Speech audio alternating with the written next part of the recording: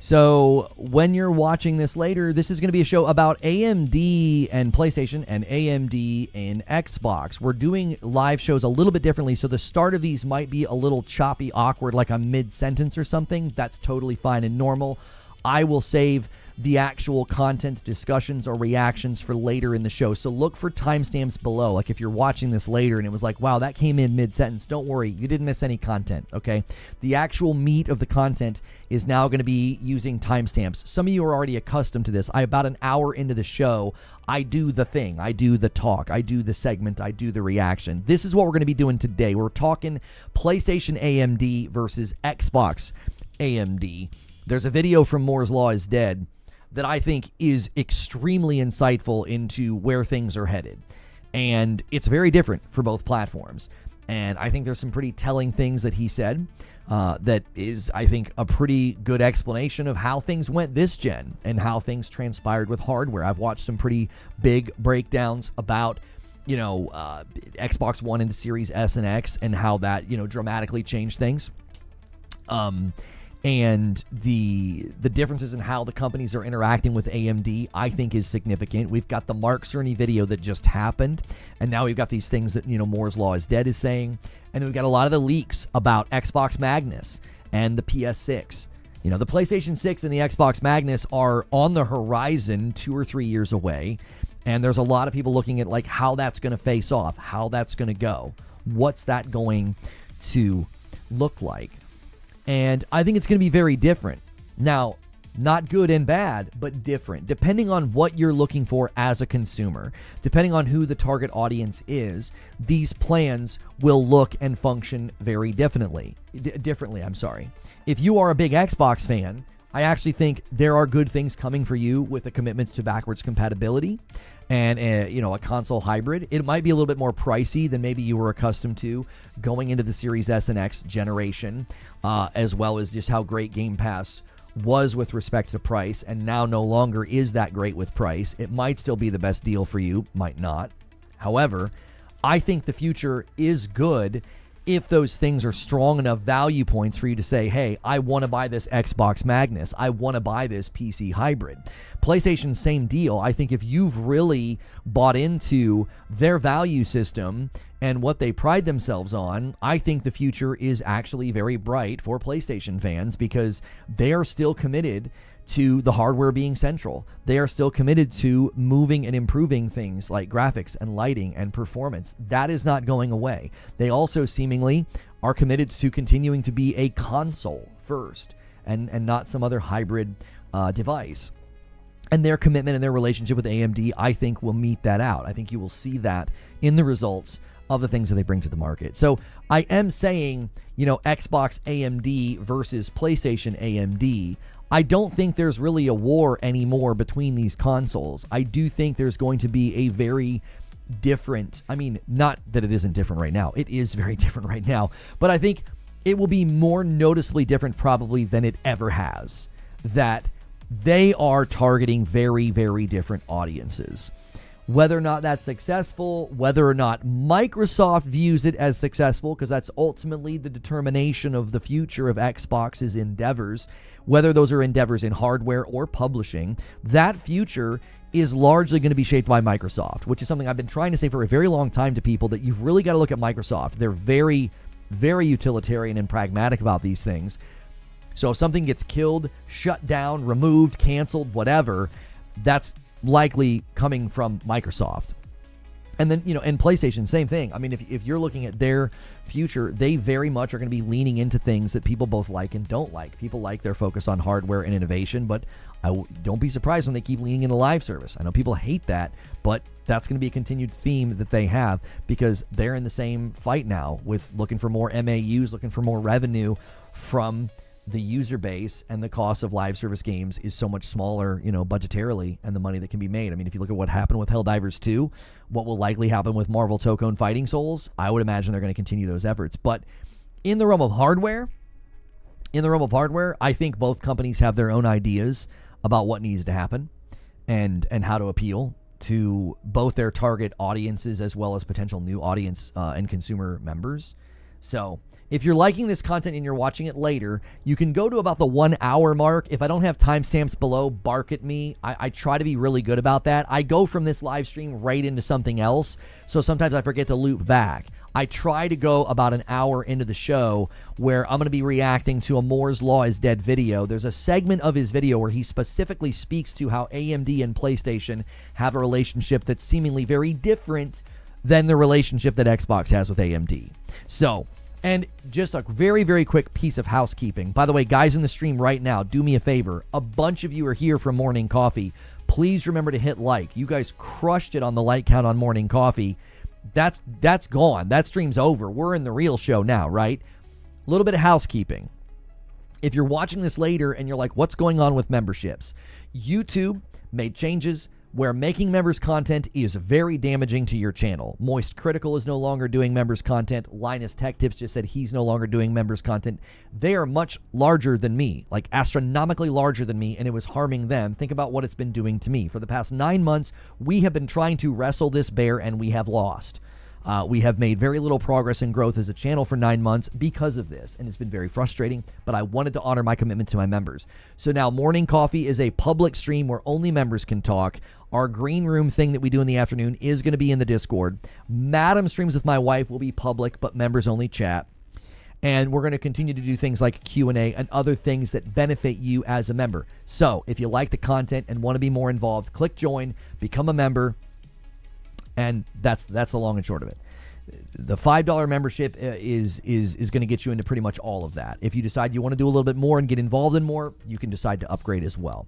So thank you so much, Joker Quinn, for getting us started here. Han shot first, and so did you. So that's the first gifted member in the main stream today. We're at 140. We're exactly 10 members away from 150, where I will owe you guys a member. So good morning.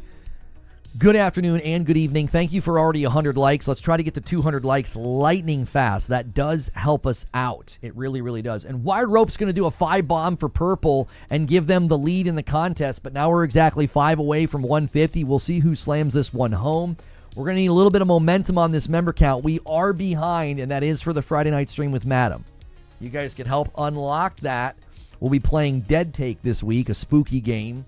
A horror game where you make decisions and stuff. Those are always a fun time with Madam. If you guys have never seen our playthrough of The Quarry, that is a really, really good time, and you don't want to miss that. So I'm curious what you guys think about this. If you guys see a future where the Xbox Magnus is essentially a PC hybrid and the PlayStation 6 is more traditional console. It's going to be appealing to the more, traditional console fight and appeal and value points.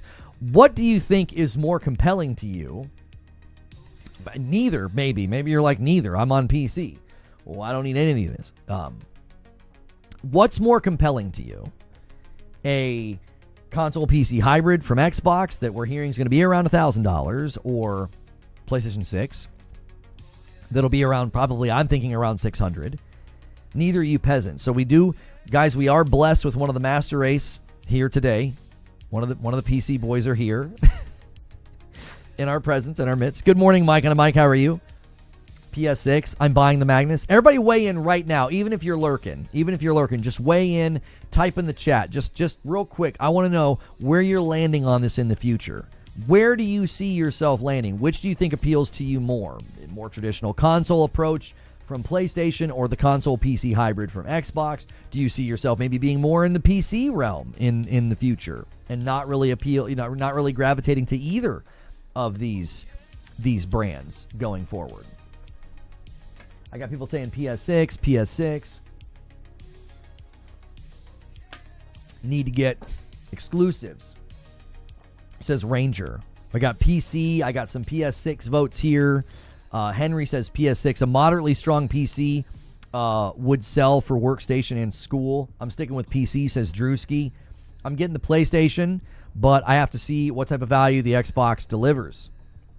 And YouTube is saying PS6. A lot of people are saying PS6 on YouTube. I'm seeing PS6. I'm seeing some PC. I'm seeing some folks vote for PC. Where do you guys see you kind of hanging your hat going forward? My combined chat is broken. Let me refresh it here. Let me refresh it and reopen it. I'm not seeing your messages. There we go. Fixed it. PC main with PS6 when it comes out. A gifted member from DefSide 45 months says, this is the last chance for me on Xbox. If it doesn't work, going PC. Thank you, DefSide. If you guys want your memberships to count towards the total, it's got to be an upgraded member plus or VIP. So consider upgrading. We're also exactly 1 5-bomb away from 150. It's just dangling there for the taking. Console hybrid is the future, says Dan. I'd love to see a PS6 PC. So, Dan, you think the future is a hybrid machine. What makes you think that that's the future? A machine that's more of a hybrid? You know, I actually don't agree with you. I actually think what's going to happen, I think you're partly right. I think the spirit of what you're saying is correct. I think the PlayStation 6 will have more tech and capabilities that make it more PC adjacent with respect to like how the games look. But I don't think PlayStation's interested in being like, oh, it's a PC hybrid, you can load Steam on it. Do you see? Like, that's why I don't agree with you. Like, I don't see PlayStation aligning with that mentality of like, oh yeah, we need a hybrid so that, you know, people can have Steam on their PlayStation. That seems to be contrary to PlayStation's aims. There will always be a demand for a walled garden console for a seamless experience, says Zubair. K. Cole gifts a membership and says, come on, boys. We're really close to the next milestone. 187 says, my future is Xbox PC. Absolutely, says Dan. It's cheaper to make and swap a processor than build a new box.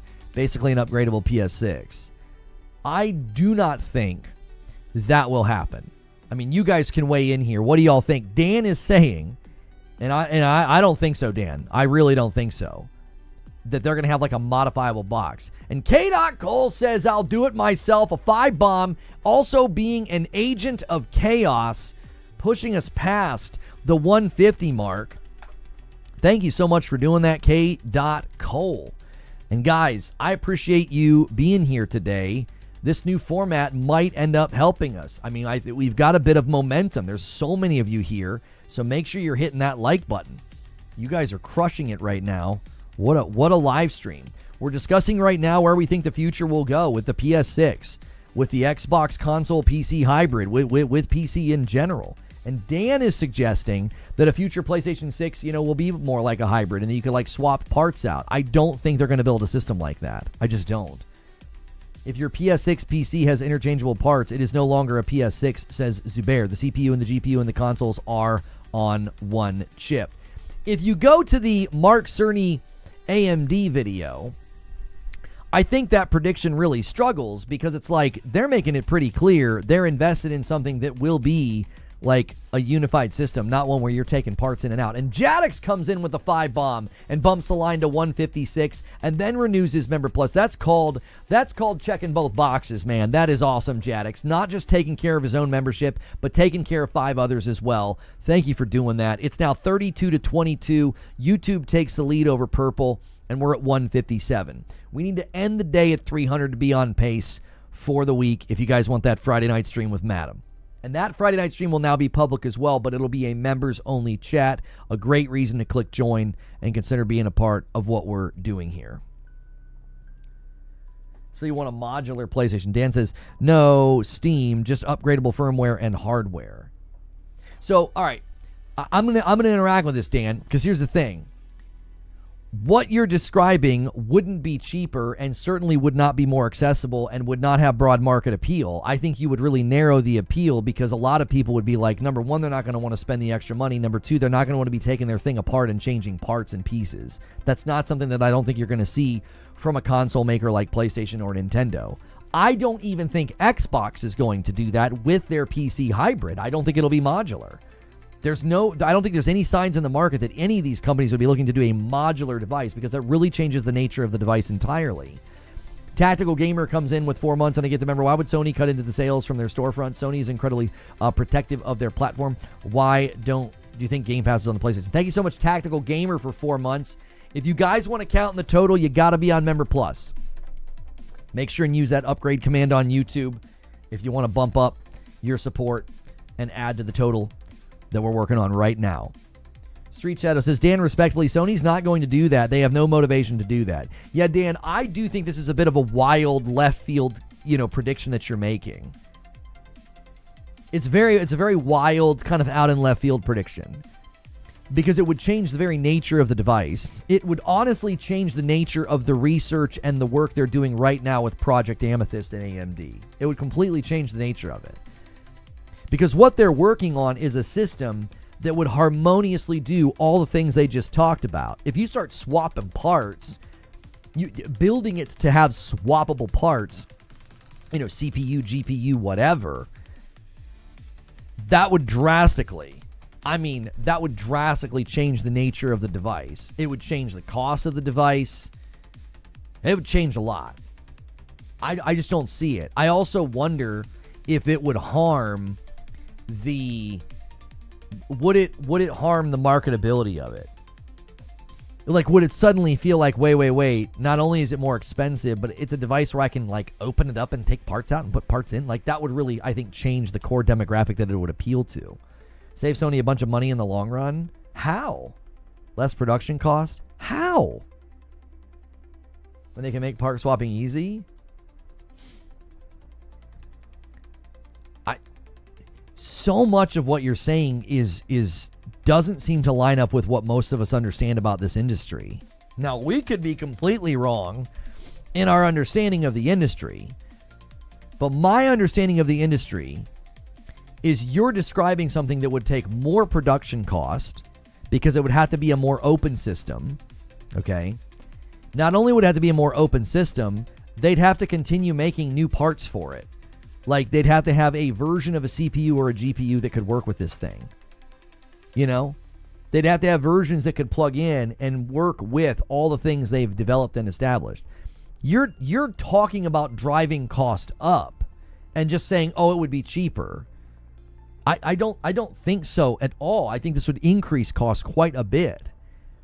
Secondly, you're saying, what was the part that he said that it really stuck out? They can make the part swapping easy.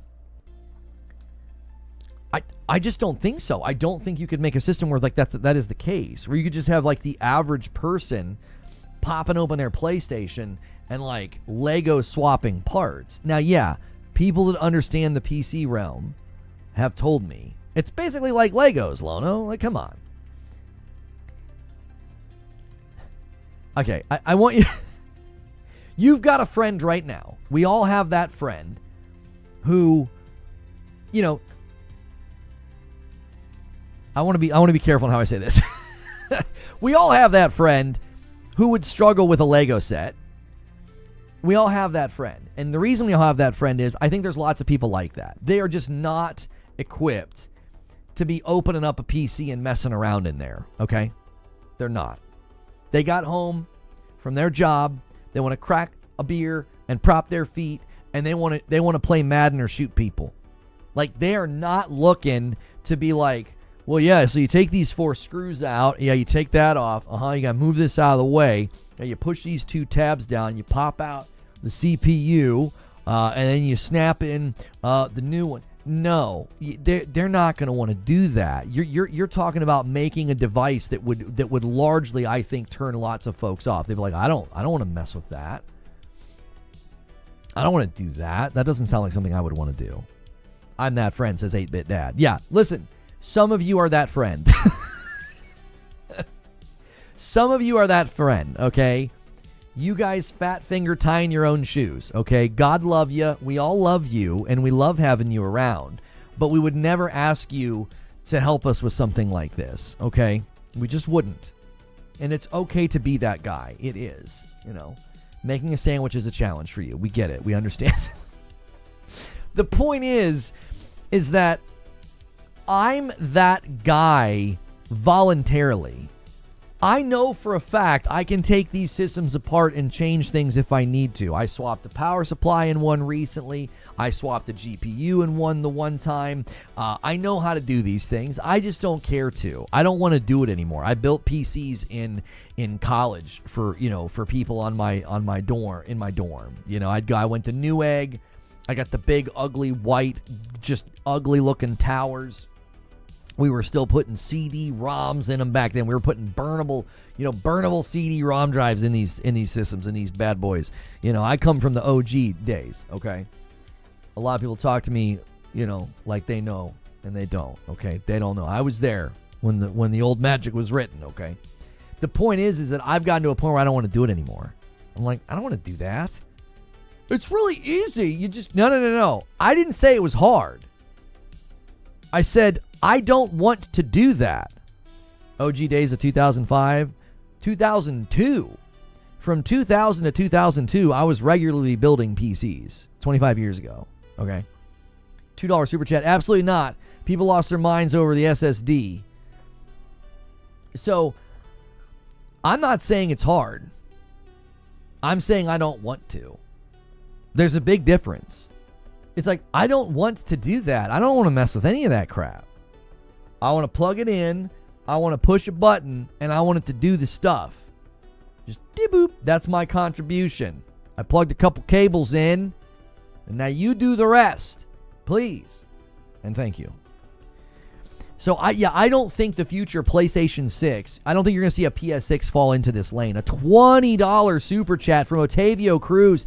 The video gave me the idea that Sony will try to guide AMD's hardware development path. This could mean that in the future, even the development of PC games will be inextricably.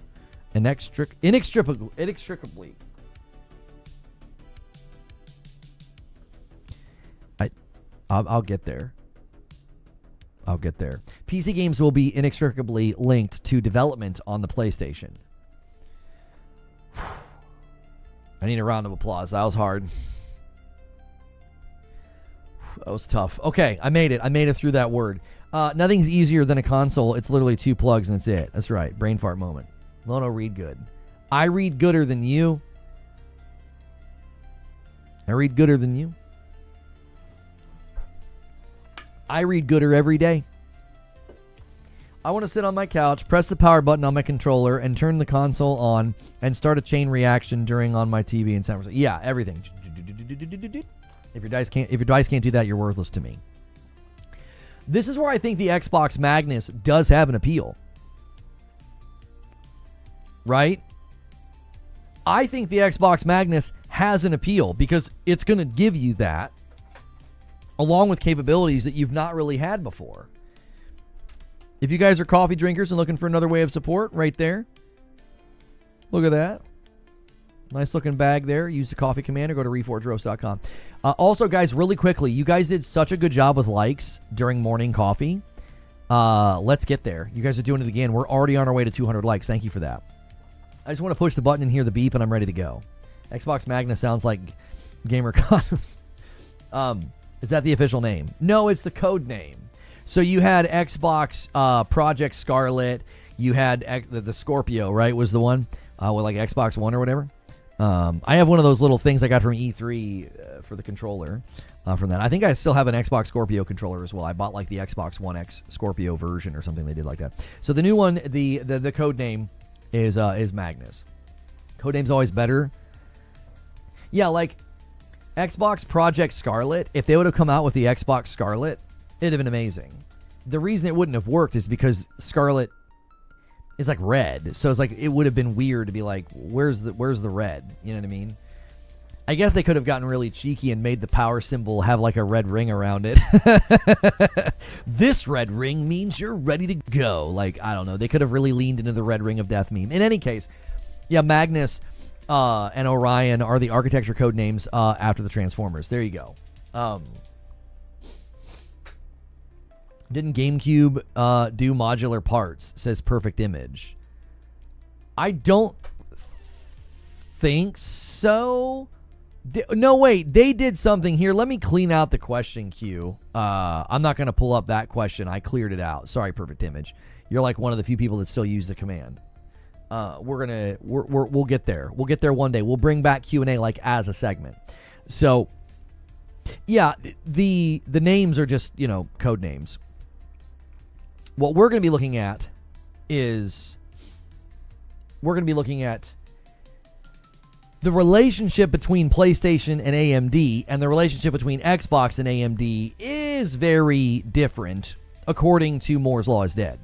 According to this person, Cerny is riding AMD's coattails. Didn't that person also say that Death Stranding 2 wasn't charting? I mean, how?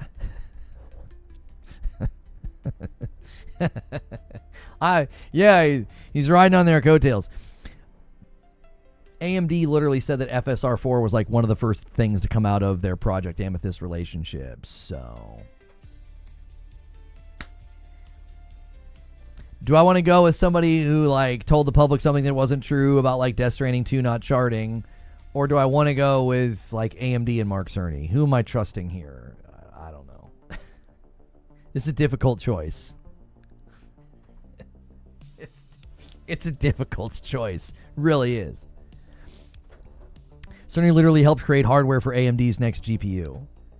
Yeah, like, I know it's fun to throw tantrums on a podcast and curse and swear because of, Mike Ibarra, but put some respect on Cerny's name, okay?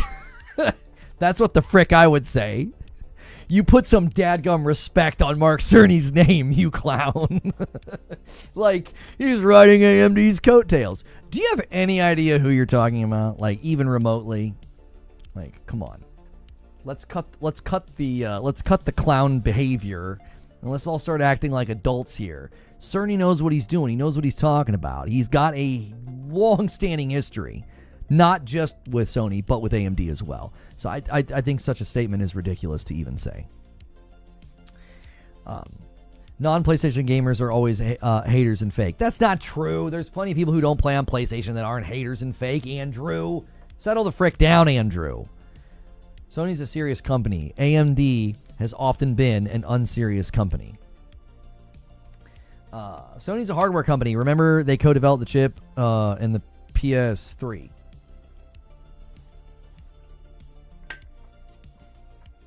I mean, it's something you've seen talked about quite a bit by, Digital Foundry and even Moore's Law is Dead in the video we're going to watch today is, they're like, listen, on paper, the PlayStation 5 was weaker and it somehow is hitting above that weight class. Well, it's because you had somebody behind it saying, let's go to the developers and ask what the developers want. Let's build a console that is developer centric.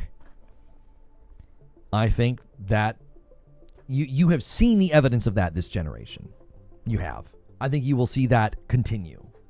You will see that trend continue. I think today's video that we're going to react to from Moore's Law is Dead firmly establishes that trajectory, that the relationship between PlayStation and AMD is going to continue to deliver really, really good returns for the consumer as well as for PlayStation. And I think folks are going to start to realize that Microsoft's an issue. It's not Xbox. I've said this many, many times. The way that Microsoft is interacting with AMD, I'm here to tell you, we're looking at very different futures, boys. Very different futures. Mark Morgan with 18 months and a gifted member. Magnus, as a true hybrid, would only appeal to me if the UI resembles the Series S and X UI with the Steam app. The Xbox app looks really awkward to me. Thank you so much, Mark Morgan. If you want your membership renewal to count towards the total, make sure you're on Member Plus. Just upgrade it. Your background music is overtaking your mic. That's literally impossible. Like, I'm looking at the audio right now in OBS. The music's like at a negative 40 decibels. I'm going all the way up to like a negative 5, almost a 0. Like, what you're saying is not possible. There's literally no way that's happening.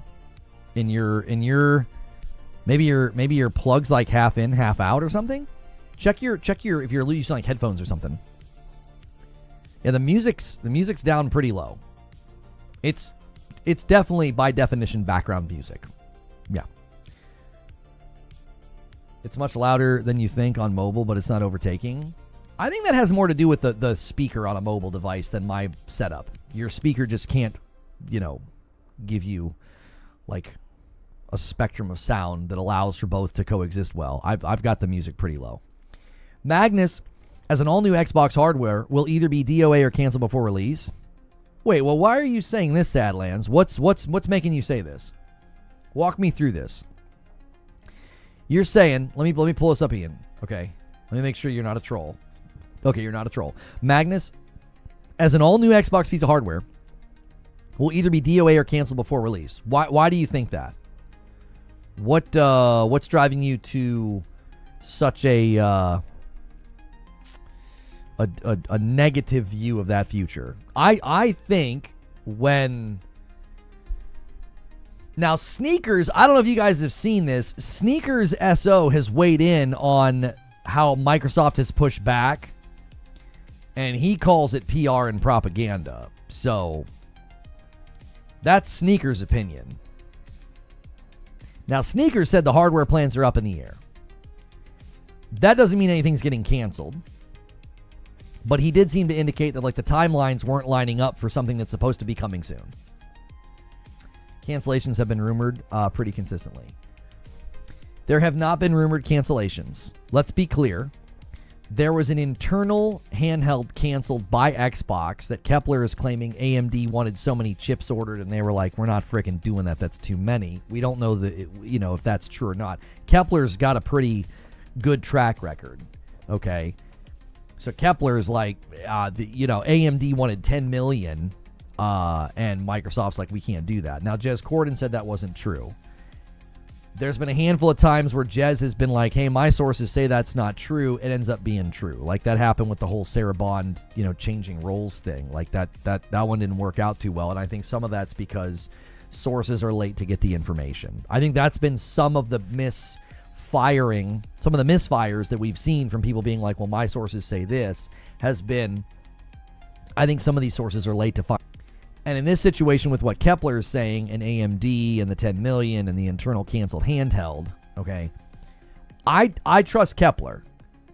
I don't think that a lot of these other people are necessarily being dishonest. I think we just switched ingest servers on YouTube. Sorry about that. We just switched ingest servers. So I'm not sure what that was, but should be fine now. Yeah, a bit of a blip. You guys are gonna have to refresh. I'm back and streaming just fine. So if you guys had a blip, refresh, hit the like button, get us to 200 likes, renew your memberships, gift a membership, do something, because YouTube will interpret that as bad, like I did something wrong.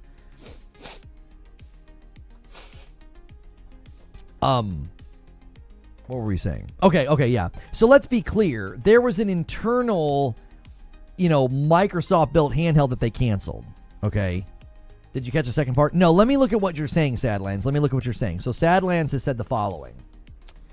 For one, cancellation has been rumored. Okay, so your second thing. You said, second, for the first part, there's no demand I can think of, as the brand is in a shambles and people will not come back either way, in my opinion. Okay. Now, I don't disagree with you, Sadlands. Right? I don't disagree with you. Eugene says, I don't trust anyone that's ran interference from Microsoft in the past. That was essentially what Sneakers SO was saying. He was saying, Sneakers said what I said, that a lot of these outlets have been, basically been used, like, to run interference and to be PR, right? That's what Sneakers said. I said something similar last week. I said I would be getting really tired of being sort of used as a way to run interference when rumors come out that are, I think, hinting at something real. That was something I really stressed on Monday. I was like, we have been here before where these rumblings, these rumors come out, and Xbox is quick to shoot it down with like a very generic statement through an outlet that's very pro-Xbox, right?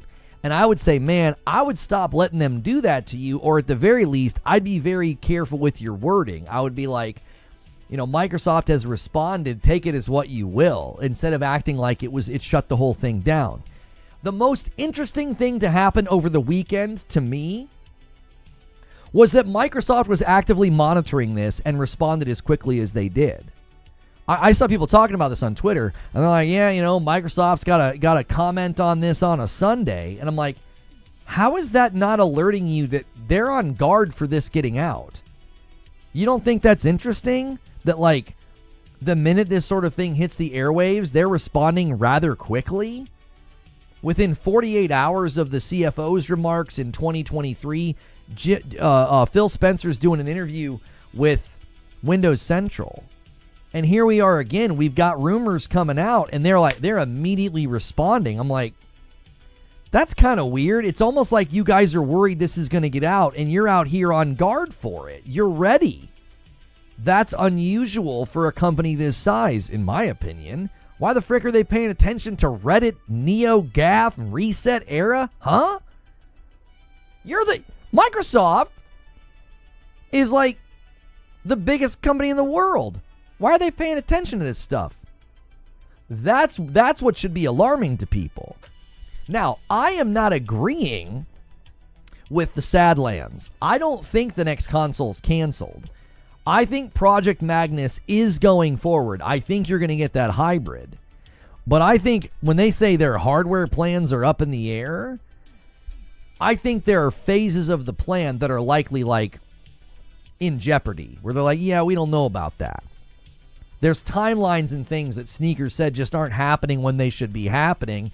And I think that's probably part of the reason, is that internally they're like, and this goes to what the Sadlands was saying, where I kind of agree with you. Like, the demand for the product's going to be so low, I could see them internally really adjusting and thinking, like, maybe we don't need to make as many.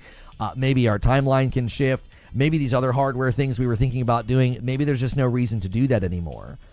Microsoft's very much going to be monitoring the potential ROI on all these choices, utilizing parasocial relationships as a defense force. Yeah, I saw Tim Dog talking about that with Fonz. I saw that, where he was like, he's like, a light bulb went off and I felt like I was being used. And I think some of these guys are waking up to that reality. They're waking up to it. They're like, you know what? I don't know about this.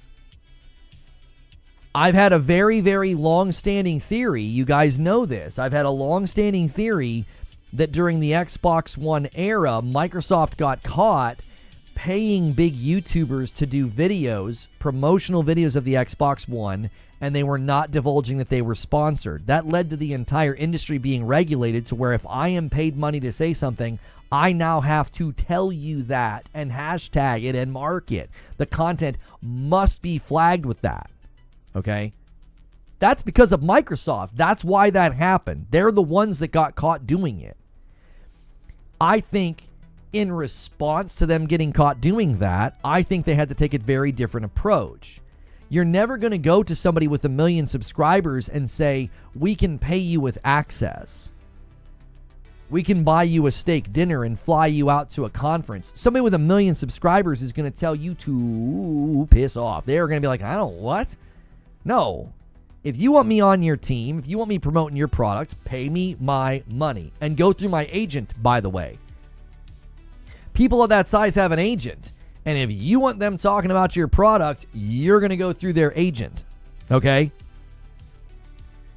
So, mysteriously, in the wake of what happened with the Xbox One, suddenly you have all these people that are like really big and getting invited to events and getting called out and getting all this special treatment and getting all this access. And you look at it on paper and you'll never make heads or tails of it. You're like, what? What? Why? Why would you be doing that? I'll tell you why. Up and comers in the content space are going to be way more likely to be sort of romanced by and wooed by access and a steak dinner and flights and hotel stay. That's a life-changing experience. How do I know this? Because it happened to me. It happened to me. When I got an invite to the Destiny 2 premiere in LA I didn't think it was real. I thought I was getting scammed. Why? Because I was a nobody. They took a buckshot approach. They went to the directory, and anybody that was consistently in the top 10 of that directory, they invited to the Destiny 2 premiere. They were spending big money, okay? Big money.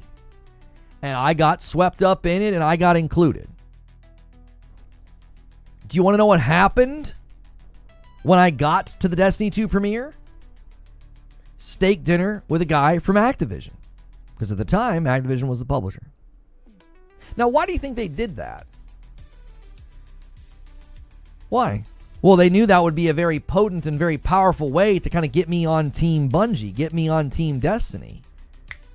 Why do you think they were doing that? I think they knew Destiny 2 was going to launch and it was going to be in bad shape. I think they were trying to schmooze the content creators to be like, hey, we're all in this together, right? This game looks great, right? This game's going to be awesome, right? No, they freaking knew they were sitting on a goose egg. They knew that thing was going to launch and be bad. That's why that happened. I, to this day, think that's one of the reasons I wasn't invited to the summit at the community summit that Bungie did. I wasn't Team Bungie. I was like, yeah, thanks for the steak dinner. Your game frickin' sucks and it needs work. Your raid sucks. Your content, I said in the one raid, I was like, your content's beneath me. Okay? I wasn't a team player. I didn't get invited to the summit. And from that point on, I was a target. I was targeted for all kind of things from that company and like the in crowd. So I know exactly what it's like to be an up-and-comer and to be like, oh my gosh, I got my flight paid for, my hotel paid for, I got a steak dinner at a restaurant that I never would have set foot in on my own, and I got to go to this big, awesome event, and I got swag and shirts. Oh man, I'm getting wined and dined. This is amazing. You see? I'm here to tell you, you got to be real careful with this. That Xbox did that. Xbox knew going into this generation that they were going to need something like that. They were going to need that sort of like that grassroots group of people that are out there like, yeah, man, Xbox is back. Xbox is awesome. You're not going to get that from somebody with 1 million subscribers because they're going to want it to be sponsored and paid for and contracted, and then they have to divulge that to the public. That's not as powerful and as potent necessarily as you wine and dine somebody. Certain influencers were on Twitter talking about his opinions concerning Xbox are his own, even though they flew him out, gave him access, and sending him merch, but he claims I'm not paid.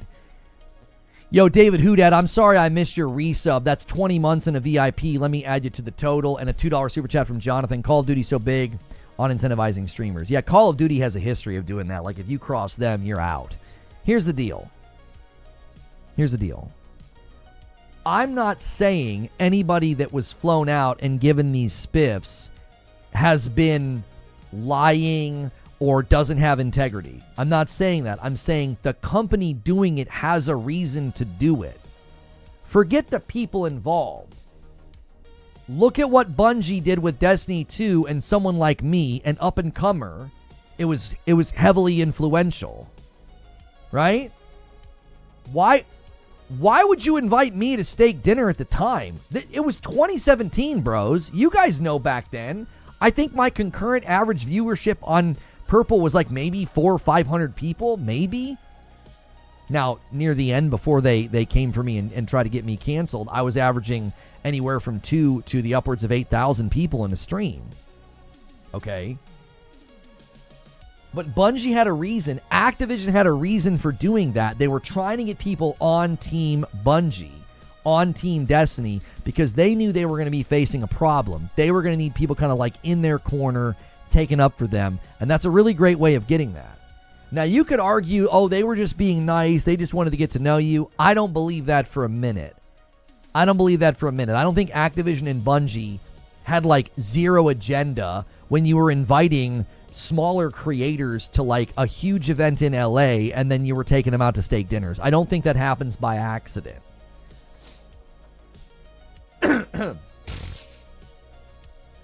So Bungie wined and dined you before they have you. That's right. Now, I'm gonna be honest with you. It's really, really hard to go against a company when they've done that. It's really, really hard to go against a game when they've done that. You're like, oh man, they've been so nice to me. They've been in my DMs.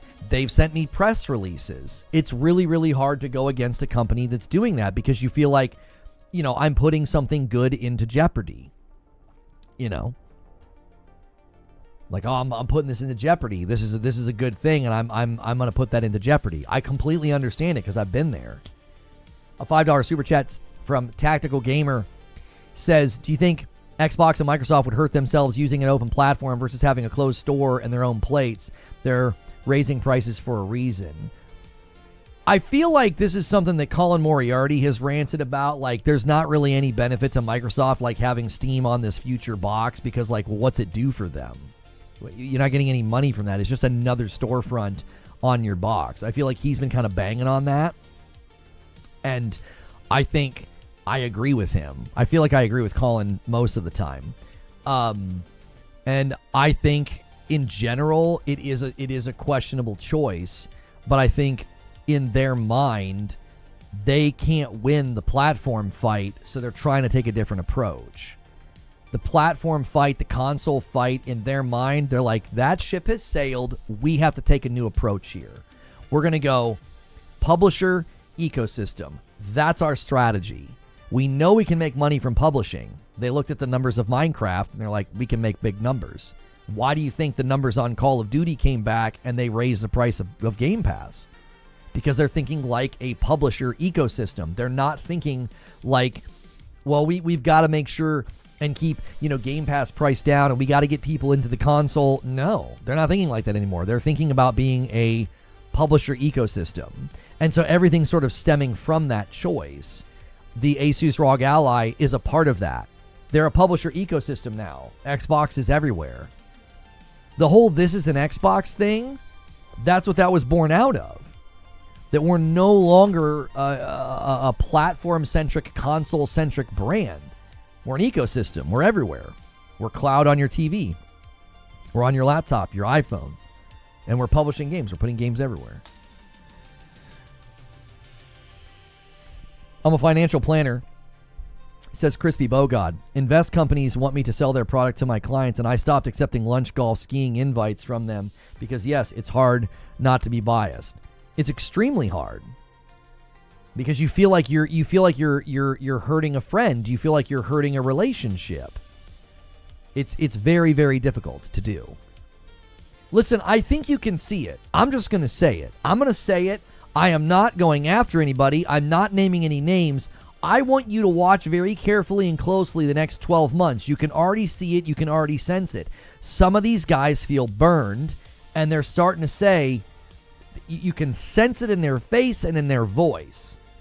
They're like, I got used. Like, I think they're starting to realize it. Tim Dog said it. I think there'll be others that say similar things. I think they're going to feel like, you know what? We were wined and dined. We thought we were buds. We thought we were friends.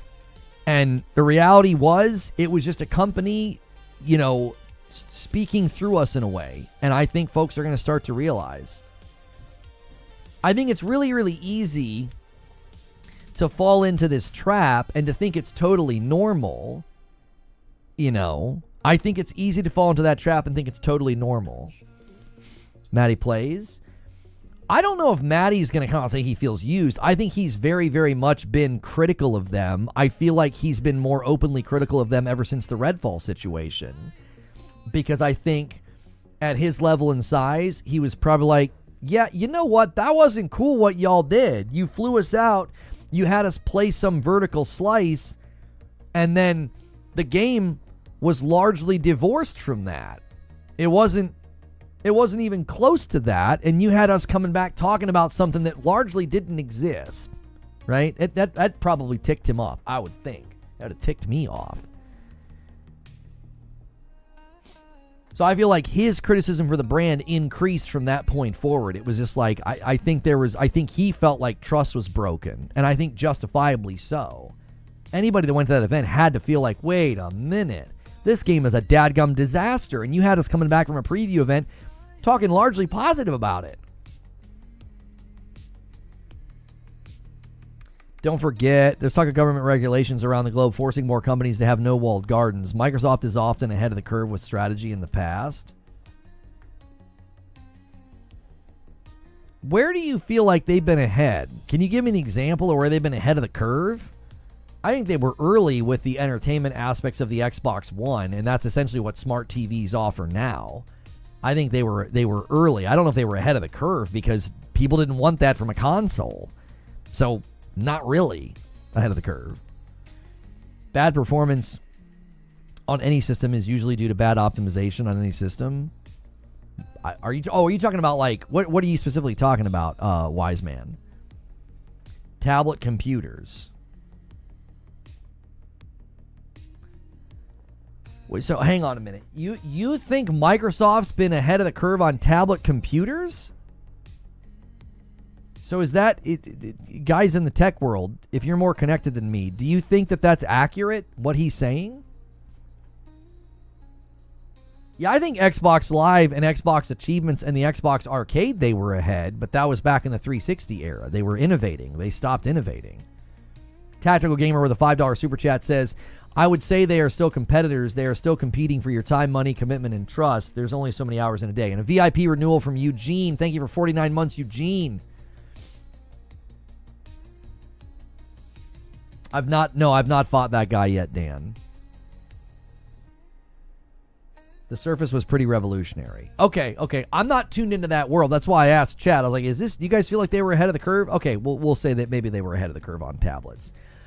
I don't feel like there's a whole lot of evidence of them being ahead of the curve on anything in gaming since 360. Like 360, they innovated and you got live and achievements and the arcade and demos. Like they were innovating, they were gamer-centric. I don't feel like they've been ahead of the curve since then. I feel like they've been on their back foot. Someone said PS5 typically had better performance than Xbox, even though weaker. I say it's optimization mostly. I think that situation's far more nuanced and complicated than that, though, Wise Man. What do you think the issues are with optimization for Xbox? Is it the devs, or is there something else going on there? The common denominator, I don't think, would be that devs consistently decide to not optimize as much on Xbox. I think it's that devs consistently are having to do more because of the Series S. So,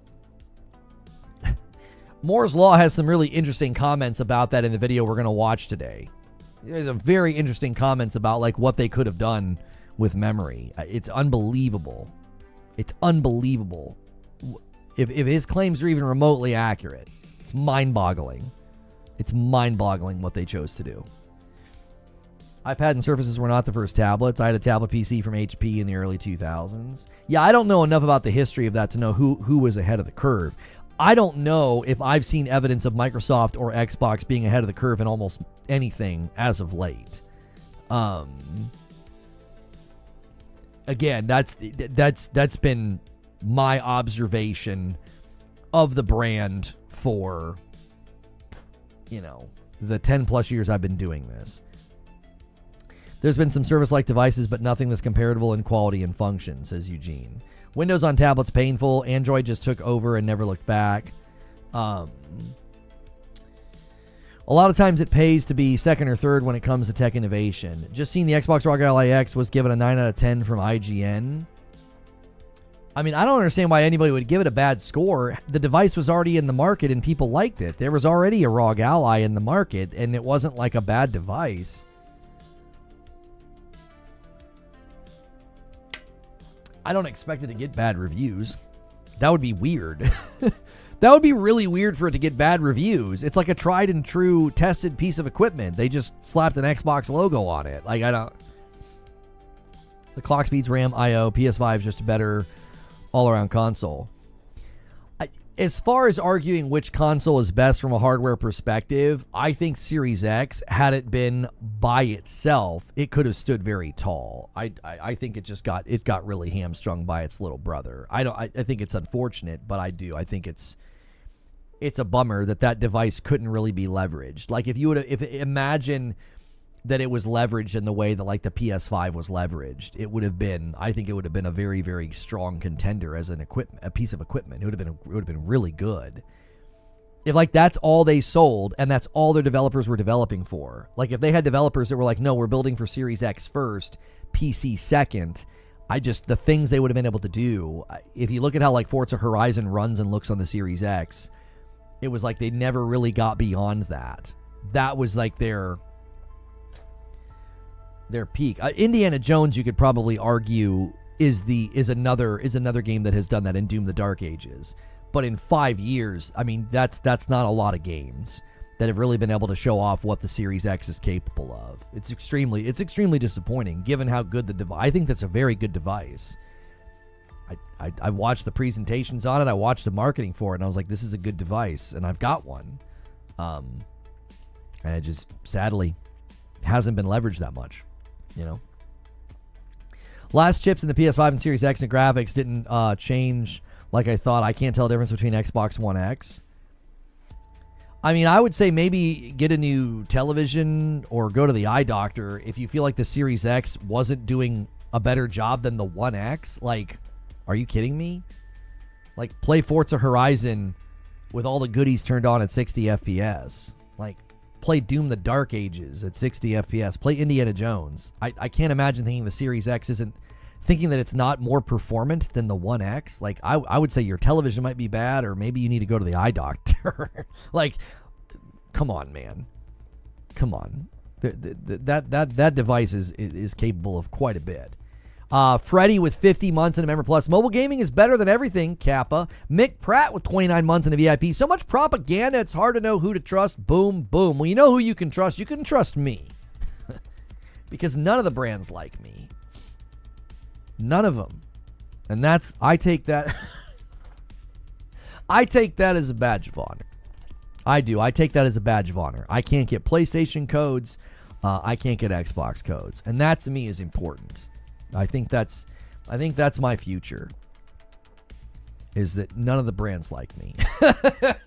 Which means you can trust me. I'm not going to get wined and dined. I'm not going to get to interview anybody. I'm not going to get flown out. I'm not going to get review codes.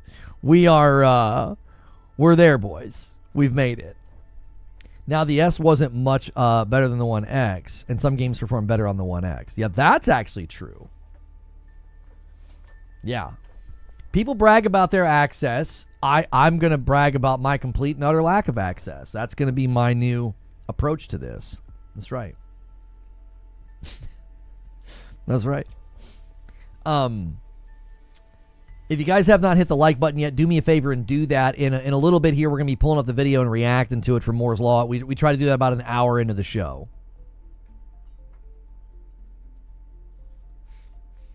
I've seen people with 1K subs getting keys. I've never thought like, oh, let me compare myself to other people, because sometimes it's who you know, right? It's not like, oh, you've got a huge channel, you're getting a code. A lot of it's just you know the right people and you send the right emails, right? I mean, that's the facts. So there's no use in being like, well, that person's got a smaller channel than me. Who the frick cares? They know the right person. Get over it.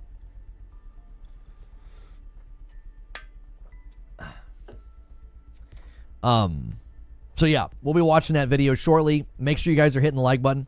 Try to get us to 300 likes if you haven't hit the like button already. I paused the thing that nobody likes, trying to help you guys out by not having that hit too often.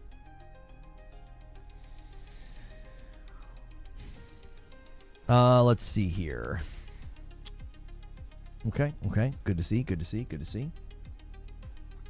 I'm going to form my own platform with blackjack and hookers. Hey, wait a minute. That's a Zubair joke. You can't be taking Zubair's joke. Or did Zubair take that joke from somebody else? All right, hang on. Let me pull up my history of videos here. Let's get this Moore's Laws video up here. Let's see. Here we go. Got two handsome men for you guys to look at today. Got Dustin. We got Dustin from Last Stand Media. And we got Moore's Law is Dead. I stole that from Futurama. It's public domain. Oh, okay. Okay, that's from Futurama. It's a Futurama joke. Okay. I should have known. I should have known, Zubair.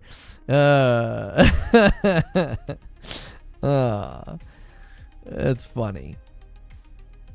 Okay. What was I saying? All right. What time is it? Okay, we're about an hour in. Let's just do this. Let's just switch gears here.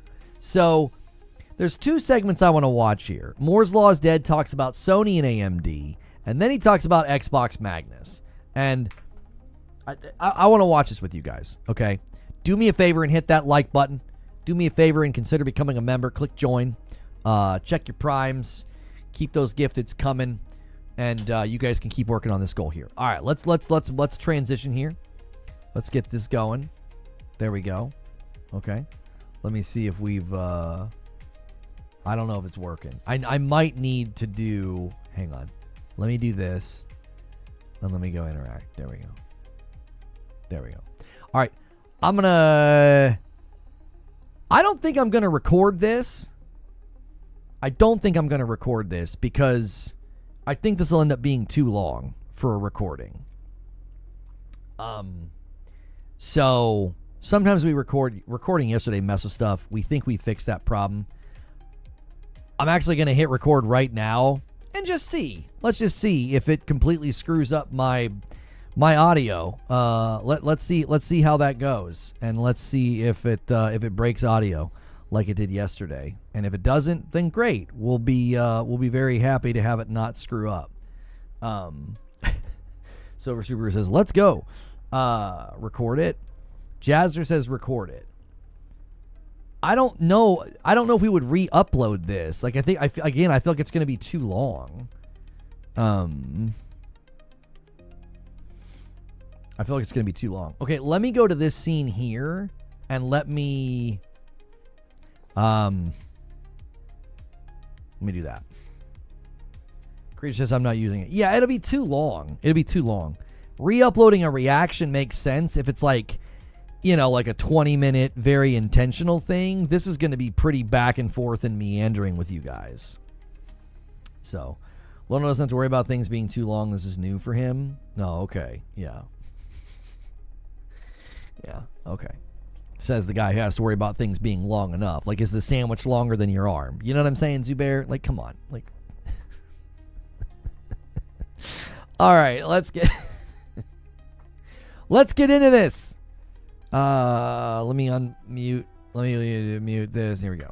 I, in charge of Xbox pricing, writes in and says, AMD and Sony recently dropped a video detailing their plans for hardware. It seemed like their plans to boost performance, even though they plan on an affordable generation. The way they might do it is a massive increase in efficiency and computing, among other things, like adding dedicated Radiance cores for ray and path tracing, leaving the CPU and GPU to do other things. I'm curious what you think of this partnership and how both companies are using the other to better themselves. So my takeaway, I'm curious what yours was. I mean, we could get into the technical stuff, but frankly, I don't think no matter how much you understand like the Radiance cores, like it really matters until you see the results. Like it's better computer. I mean, that's kind of half of the conversation. Although I'll listen to Mark Cerny talk in that weird voice about that for as long as you want. What's interesting here is if you really reflect on the AMD video and Mark Cerny, I agree with him. It's like it is really technical. It's a lot of like techno mumbo jumbo, and it's like the average consumer is like, what is all this? Like, huh? So like, yeah, until you see it, I do find it interesting that they decided to come out and publicly speak so frank and technical about everything. I don't think it was a reaction. I had people in my comments and on Twitter thinking like, well, this is a reaction. Like hardware confidence in Xbox is down. So, PlayStation's really trying to push. I think this was obviously planned and recorded. You don't get these two gentlemen in a room for an entire day of shooting. It was probably half a day, I would think, of shooting a scene like that. You start in the morning and you're hopefully done by lunch. I don't think that's something you slap together, like, hurry up, get Mark Cerny and the guy from AMD to talk so that we can have a, response. But I also think it's interesting that, like, PlayStation's outlook is one where they seemingly have, like, a high level of respect that the public is even going to care or know about these things.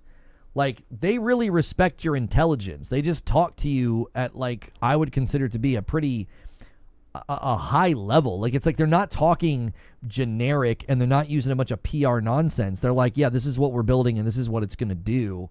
And yeah, they try to use like little graphics and things to show it to you. But it is interesting that they went this route this early to talk about the technical aspects of their relationship. So and I kind of agree with him that his name's Tom, right? The idea that Mark Cerny's voice is so easy to listen to.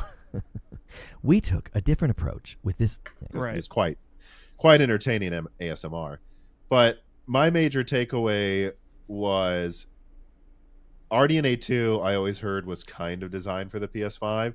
My takeaway is RDNA 5 was designed for the PS6. And AMD's noticed that what Mark Cerny wants works really well. Like the Mark Cerny generations, those would have been the ones that use GCN, HD 7000 series a long time ago for the PS4.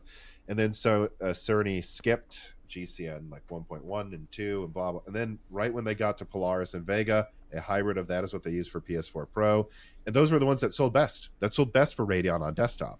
And then you go RDNA 1, which did well, but then RDNA 2 is a fantastic. It seems like anytime they have an architecture that was at least half built with Sony in mind, that's the one that does the best. And I think that there's a realization here that on the Sony side, they realize they have a lot of clout now with AMD. I do hear that from AMD engineers. They like working with Sony engineers. They like get lunch together and they help solve problems together. It's very collaborative compared to... Okay, so this is one of the reasons why earlier I laughed at the notion that Mark Cerny is riding on AMD's coattails.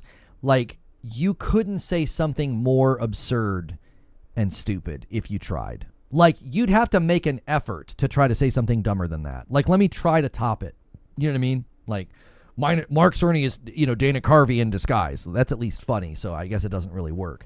You see what I'm saying? Like, this guy has been around for a really long time, and he really does show that there's like a marked history of good things coming from his work. So that's why I was like, man, you got to put some respect on Mark Cerny's name. Like, this guy is not some like Johnny-come-lately, hey, let's attach ourselves to AMD. Like, AMD likes him, and they like working with him for good reason. All the way down at the engineer level, what he's saying is we got guys from these companies that they like working together. I think that comes from down from the top. That comes from Mark Cerny's developer engineer focused approach and making a device and making hardware that is leaning towards the people that know what's going on and not away, and not like just commanding and demanding. And so you'll be interested to know what he has to say about, Xbox and how they interact with AMD. So a lot of their other customers. But then on the AMD side, they realize maybe we should listen to this guy. I mean, he seems to know the most efficient ways to make the best chips for the least price. And I think there's just more and more of like AMD, which is heavy brains, and Sony, which is more creative. They realize that when they work together well, they come up with the better graphics architectures than the ones in between when they didn't work together. That was my takeaway. Yeah. It's clear that, you were joking about hearing Mark Cerny's ASMR talk, but it's clear too, just from listening to him speak, that he's clearly super, super smart. I think I'm trying to remember the exact fact. Like he programmed Marble Madness when he was a teenager. Like, this guy is the real deal. But he's riding on AMD's coattails, y'all. Make sure you guys are hitting the like button if you like this kind of reaction content. There will be a link below to Moore's Law is Dead's video. We're well past the halfway point on his episode, Broken Silicon 331. So always support the original creators, and that is Dustin from Last Stand Media. You see him on the Sacred Symbols podcast with the ever handsome Colin Moriarty. So make sure and support the creators and the people that are in these pieces of content when we interact with them, and try to get us to 300 likes on YouTube. And make sure you're checking your subs, your re-ups, and your renewals. We are needing to end today at 300 to be on pace, and you guys can help us with that. And it's interesting too, just that he obviously knows how to engineer a console, but it's not just necessarily like picking parts off of a shelf and figuring out how to assemble them in the most cost efficient way that's beneficial to developers and the end customer, but like actually how the different devices work, and being in a collaboration with AMD gives them the chance to do that. And so my biggest question, and I've seen people commenting this about this video that they put out the other day, is that, I mean, AMD has been working with both PlayStation and Microsoft. Mm-hmm. And in that video, they're like, oh, and this is going to be going into AMD tech outside of the PlayStation. They have to say that. They always do, you know, right? Because they need Microsoft when it comes to like selling laptops. Right. And I just wonder, like, from a Sony perspective, they're helping AMD, which in part is helping Microsoft on whatever, you know, their new console. And I'm like, what is there going to be certain exclusivity in terms of what they develop for the PS5, even if the technology is generalized, that Mark Cerny's working on some kind of secret special configurations for that? I think the difference is that Cerny will help AMD with this stuff, AMD will help Cerny, and then your PlayStation 6 is going to be sort of built around this. If pieces and parts and chips end up in an Xbox handheld or, you know, an Xbox hybrid console or whatever, those benefits to them I don't think are going to outweigh what it benefits a bespoke piece of hardware built around these things. Like, I don't think those things are in contention. I think it's a good question for Dustin to ask. Like, now, if you guys are doing all of this and you know these things and these advances and these chips and technology, they're going over to them. Number one, I don't think they care, because I don't think they see Microsoft as a competitor anymore. And I also don't think they care because they know we're going to have our entire system built around these things. It'll be a harmonious, you know, integration, and it won't be like a tack on. Like, well, we're going to use that chip now. Okay, cool. Is the rest of your system built around it? You know, is everything sort of built with this in mind? You love your handsome creators. Should Madam be concerned? I just think men should normalize telling each other that they're good looking. You know, women are out here doing this all the time, you know, Slay Queen and all that, and they're talking about how hot each other are. I think men should be more prone, you know, to, you know, Moore's Law is rocking a mustache, I think, in a way that only somebody with such a handsome and full face could pull off. Like, good for him. I would look like you should call, you know, the police if I went down to just a mustache. So in any case, I think this is a good question to ask, but I don't think Cerny or PlayStation or Sony are concerned about this sort of thing, because in the grand scheme of things, you know, chips being improved and landing in Xbox hardware isn't going to change any of the investments that they're making right now. Or do they, as you were saying earlier, they're like, oh yeah, if Microsoft ends up using, I mean, it sounds like if they're working with AMD, some of this technology is going to make its way into that next Xbox. We don't care because we have beat them so thoroughly at this point. So Chris Rich writes in and says, AMD and Sony sure are getting cozy lately. Would you be surprised if the RDNA 5 in the PS6 has some significant special sauce that Magnus does not, and perhaps AMD's own dedicated GPUs don't have either? Right, and I see this where people are wondering, like, is this... So here's what I'll say. The AMD people I talk to don't like working with the Microsoft people. I've actually heard some, like, I think one of the crazier quotes I heard, and I don't know how true this is, was a bit of a person said they heard a person say it thing. But Cardoc Ren, thank you so much for 50 months on Purple. I appreciate it so much. The threshold for my brain to alert me to the fact that a dude is handsome is very, very high. And when it does, I'm annoyed and I hate them. F. Chris Pine.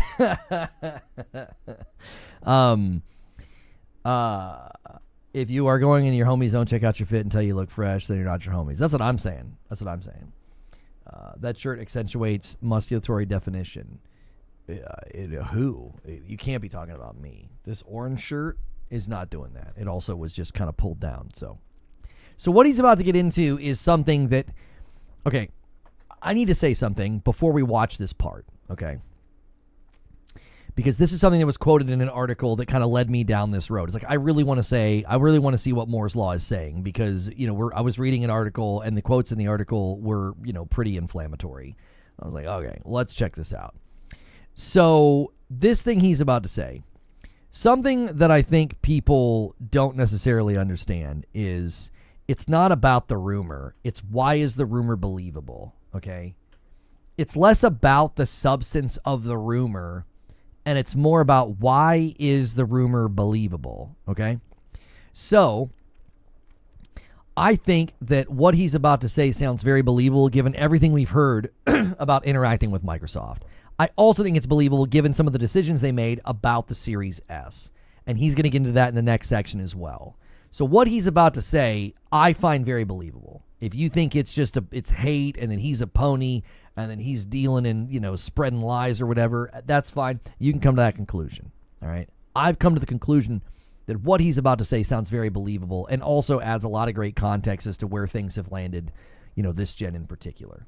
Well, they said when someone asked them, what do the Microsoft engineers think? The person said, I wasn't aware Microsoft had engineers. So AMD's thoughts on maybe Mudahar works there. I'm just kidding. Microsoft, maybe not at upper management, but at least at the engineering level, is that the best engineers are probably going to NVIDIA and Apple and AMD and a few others. And I'm just being honest. This is their opinion, people.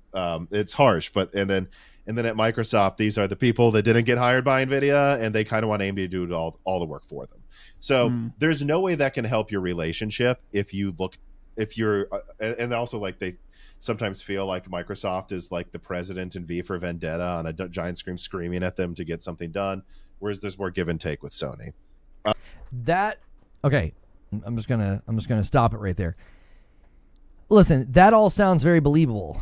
It just does. Like with the way Microsoft operates and the way things have happened, everything he just kind of said sounds very believable. They want AMD to do the work. They don't have the highest quality, qualified engineers, and it's led to some very poor decision making and some very awkward things that they decided to do, and also just like this experience of they want results, get the thing done, as opposed to it being very collaborative.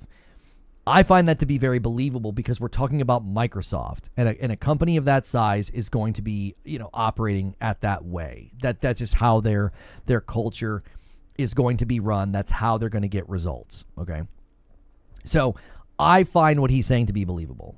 Okay, that's just my opinion. That's just what I think, and he's just relaying things that he has heard. And the reason I think this is important to react to and to watch is I think this is another seedbed to pay attention to, okay?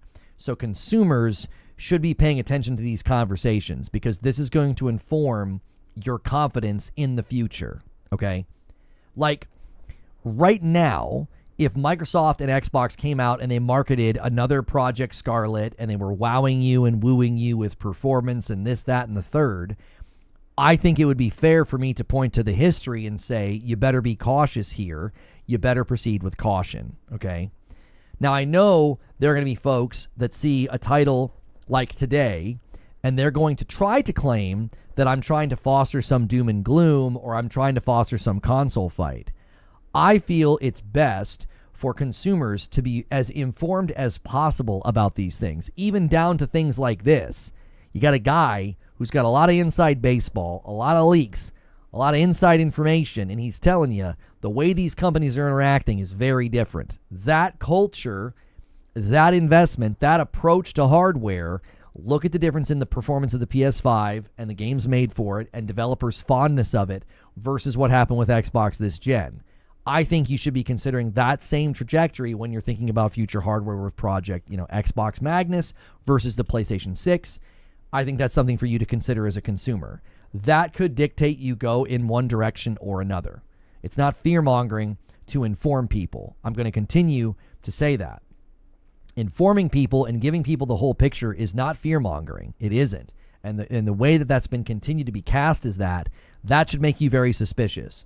Why are people not wanting you to know the full scope and the full picture? Why were people bristling at the fact that folks like me really wanted to point out that the new Xbox handheld wasn't really technically an Xbox, and there were many people who thought it could play all your Xbox games natively? Why were people bristling at that? Why were people so upset about that? Because it did not go in line with the talking points. Because fully informing consumers is something that many of these people are allergic to. They don't like the idea of the consumer being fully informed because it completely takes away from the power and the punch of the marketing, and it takes away from the idea of like, oh, this is going to be some great device. All devices should be properly described with their form and function so the consumer has a full picture of what they're buying. And I think the full picture of what you're buying next gen starts right now. It starts with videos with Mark Cerny. It starts with insider information like this. Like, listen, this is the seedbed that's going to lead to how these things grow and flourish in the future. And I think we're looking one more time at why Microsoft doesn't understand gaming. They don't. I think they fundamentally don't understand this industry, and we're seeing evidence of that already, even in these conversations. And so that can't help. Like, I would say, like, the better relationship you have with a partner, I can come up with endless examples of this. Like, TSMC likes working with Apple and AMD. They find NVIDIA to be arrogant, which won't surprise anybody, and so they're more likely to share information and to, so there's got to be some degree to that.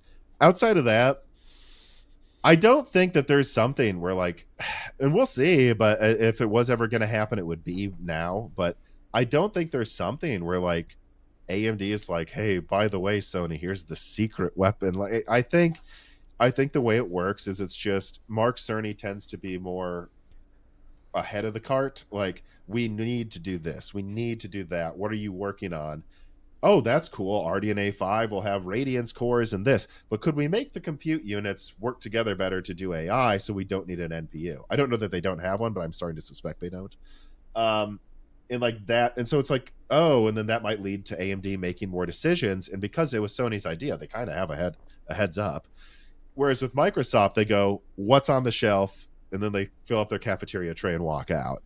And if that's how both of the companies work, you can imagine the one that's the more back and forth kind of has an advantage because they came up with one of the ideas. I don't think they're like hiding anything from legally. They can't hide anything they're offering from Microsoft. So do you think, I don't know, I might just be totally wrong on this, but is this type of relationship the reason why we see certain instances where the Series X is more powerful on paper, but the PS5 is delivering better results because of that less off-the-shelf approach and more intentionally designed in unity with the PS5? I just think the PS5 is a better designed console for gaming. I mean, the first thing I have to say is people need, because the PS5 die is smaller than the Xbox Series X die and yet outperforms it. So that's just a better design for gaming. Having said that, the Xbox Series X is used for their xCloud streaming. Like, they literally designed, like, they pretty much had a similar design to the PS5 and then added more compute units. A lot of what they're getting into right now is one of the reasons why I told people, do you guys remember before the PS5 Pro came out, not everybody, a lot of people were running with the narrative that it's going to be CPU bottlenecked. It's a scam. It's a joke. It's not going to really have any big jumps. This is stupid. Okay. DOA. Nobody wants this. Nobody asked for this. CPU bottleneck. They're looking at the stats on paper. And remember what I said. I said people are getting ahead of themselves. I said they did this before. They looked at the things on paper of Series X versus PS5, and you had all these people running with headlines and talking points, and they were saying, oh, Series X is going to be so much better. Okay. And before the PS5 Pro came out, we had the same narrative circulating. Well, the CPU is going to be bottlenecked, and what a joke and what a scam. And you remember what I said? I said people are getting ahead of themselves. Just wait. I trust Mark Cerny. I trust PlayStation. I think they built a device that's going to be very disruptive. And then you have Digital Foundry saying, yeah, global illumination in Assassin's Creed Shadows is a generational leap in visual quality, fidelity. Look at it. Let's just look at it. Play the dadgum game. Play Death Stranding 2 on a Pro. Play Ghost of Yote on a Pro. Okay? So I said people are getting ahead of themselves. So I would say the same thing this time. I'd be very, very, very careful about doing this thing where you're like, oh, on paper, Xbox Magnus is going to be stronger than the PlayStation 6. Yes, and I think that makes perfectly good sense, given that if it's going to be a PC hybrid, it's going to need to have more raw power out of the box, okay? Beyond that, they're targeting something different. So it's not going to be in the pricing threshold that you're accustomed to. It's not going to be in the Series S, Series X, launch pricing structure that we had last time. So again, if that's going to be the new thing that people go and do, I'm just warning you, don't fall for it. Buy according to value once the thing's available and you have a firm picture and grasp of its capabilities. Do not buy and don't give your allegiance to something based on like papers, where people are like, well, look at the paperwork, look at the numbers, look at the hardware. It's like, no, wait till the thing is in the market. Wait till the thing is in the market, and wait till the thing is able to be actually properly tested and vetted so that you know the performance of it. Because if you did this on paper last time, like I did, I bought the Series X thinking it was going to be the best console, thinking it was going to be the strongest and the awesomest, and I was completely incorrect because I was just going based off of marketing and basically going off of PR. So, I'm an Xbox guy who got the Pro last week. I agree 100%. The PS5 Pro games run and look amazing. Yes. It's a very, very good piece of machinery for the $750 that it now costs. $700 at launch. Obviously, it went up by $50. If you guys enjoy the content right now and the reaction, be sure to hit the like button. Try to get us to 300 likes. Thanks for a nice, strong turnout. If you guys have never been here before, hit subscribe so you can talk in my chat. I believe I have the chat set to subscriber only, but it can be any duration. That's the only reason we require a subscription, is just because we don't want the bots to come in here and like... There are literal bots that'll just like spam links. So anyway, let's get back to it. And more RAM capacity so that you could have these like 40 gigabyte server versions. It's the same APU, but they give it 40 gigabytes or something. And it's built to run 4 1080p stream instances. And that necessitated more compute capabilities, which is actually better than the PS5. I'm not talking about teraflops. I'm saying it has different compute instructions and ways of doing the math that the PS5 just removed, actually, because they didn't think devs would ever use that. So you could argue it's less efficiently designed for gaming, but to be fair to Microsoft, it was designed to be a server chip that they would use for that and for their console. So it is less efficient at one thing because it can do two things.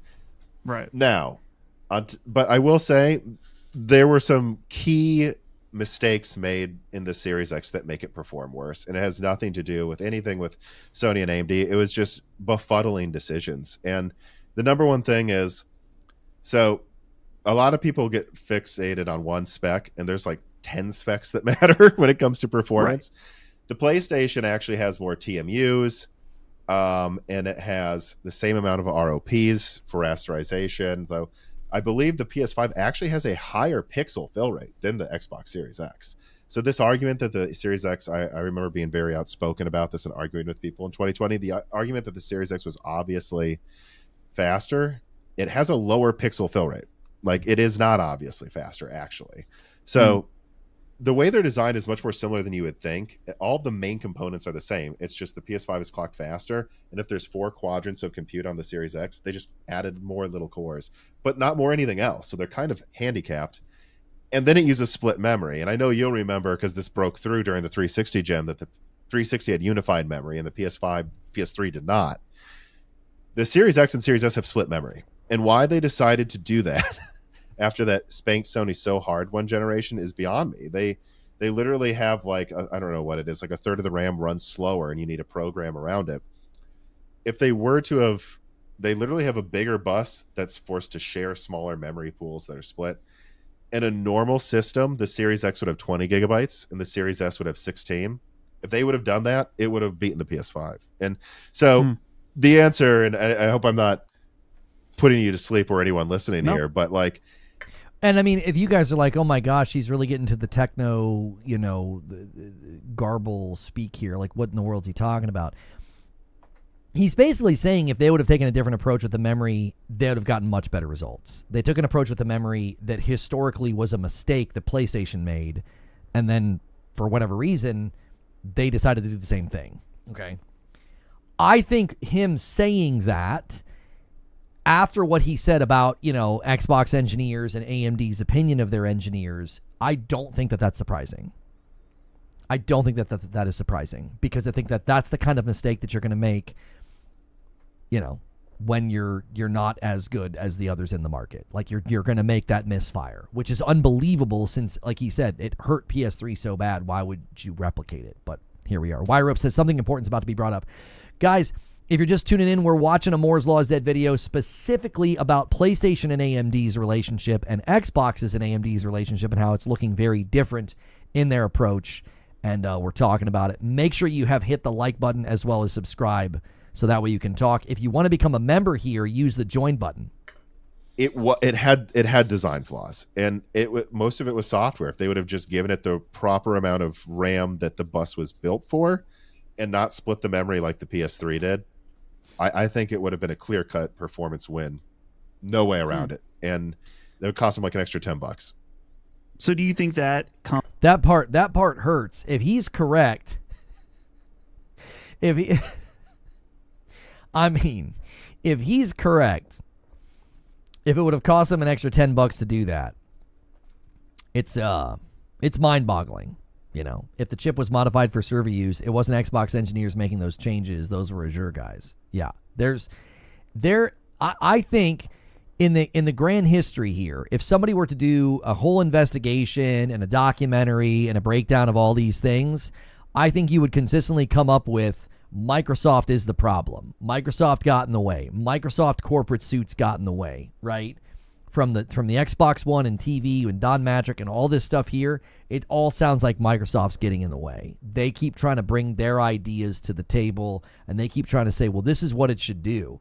There's been this natural magnetism of like, well, the 360 did really well.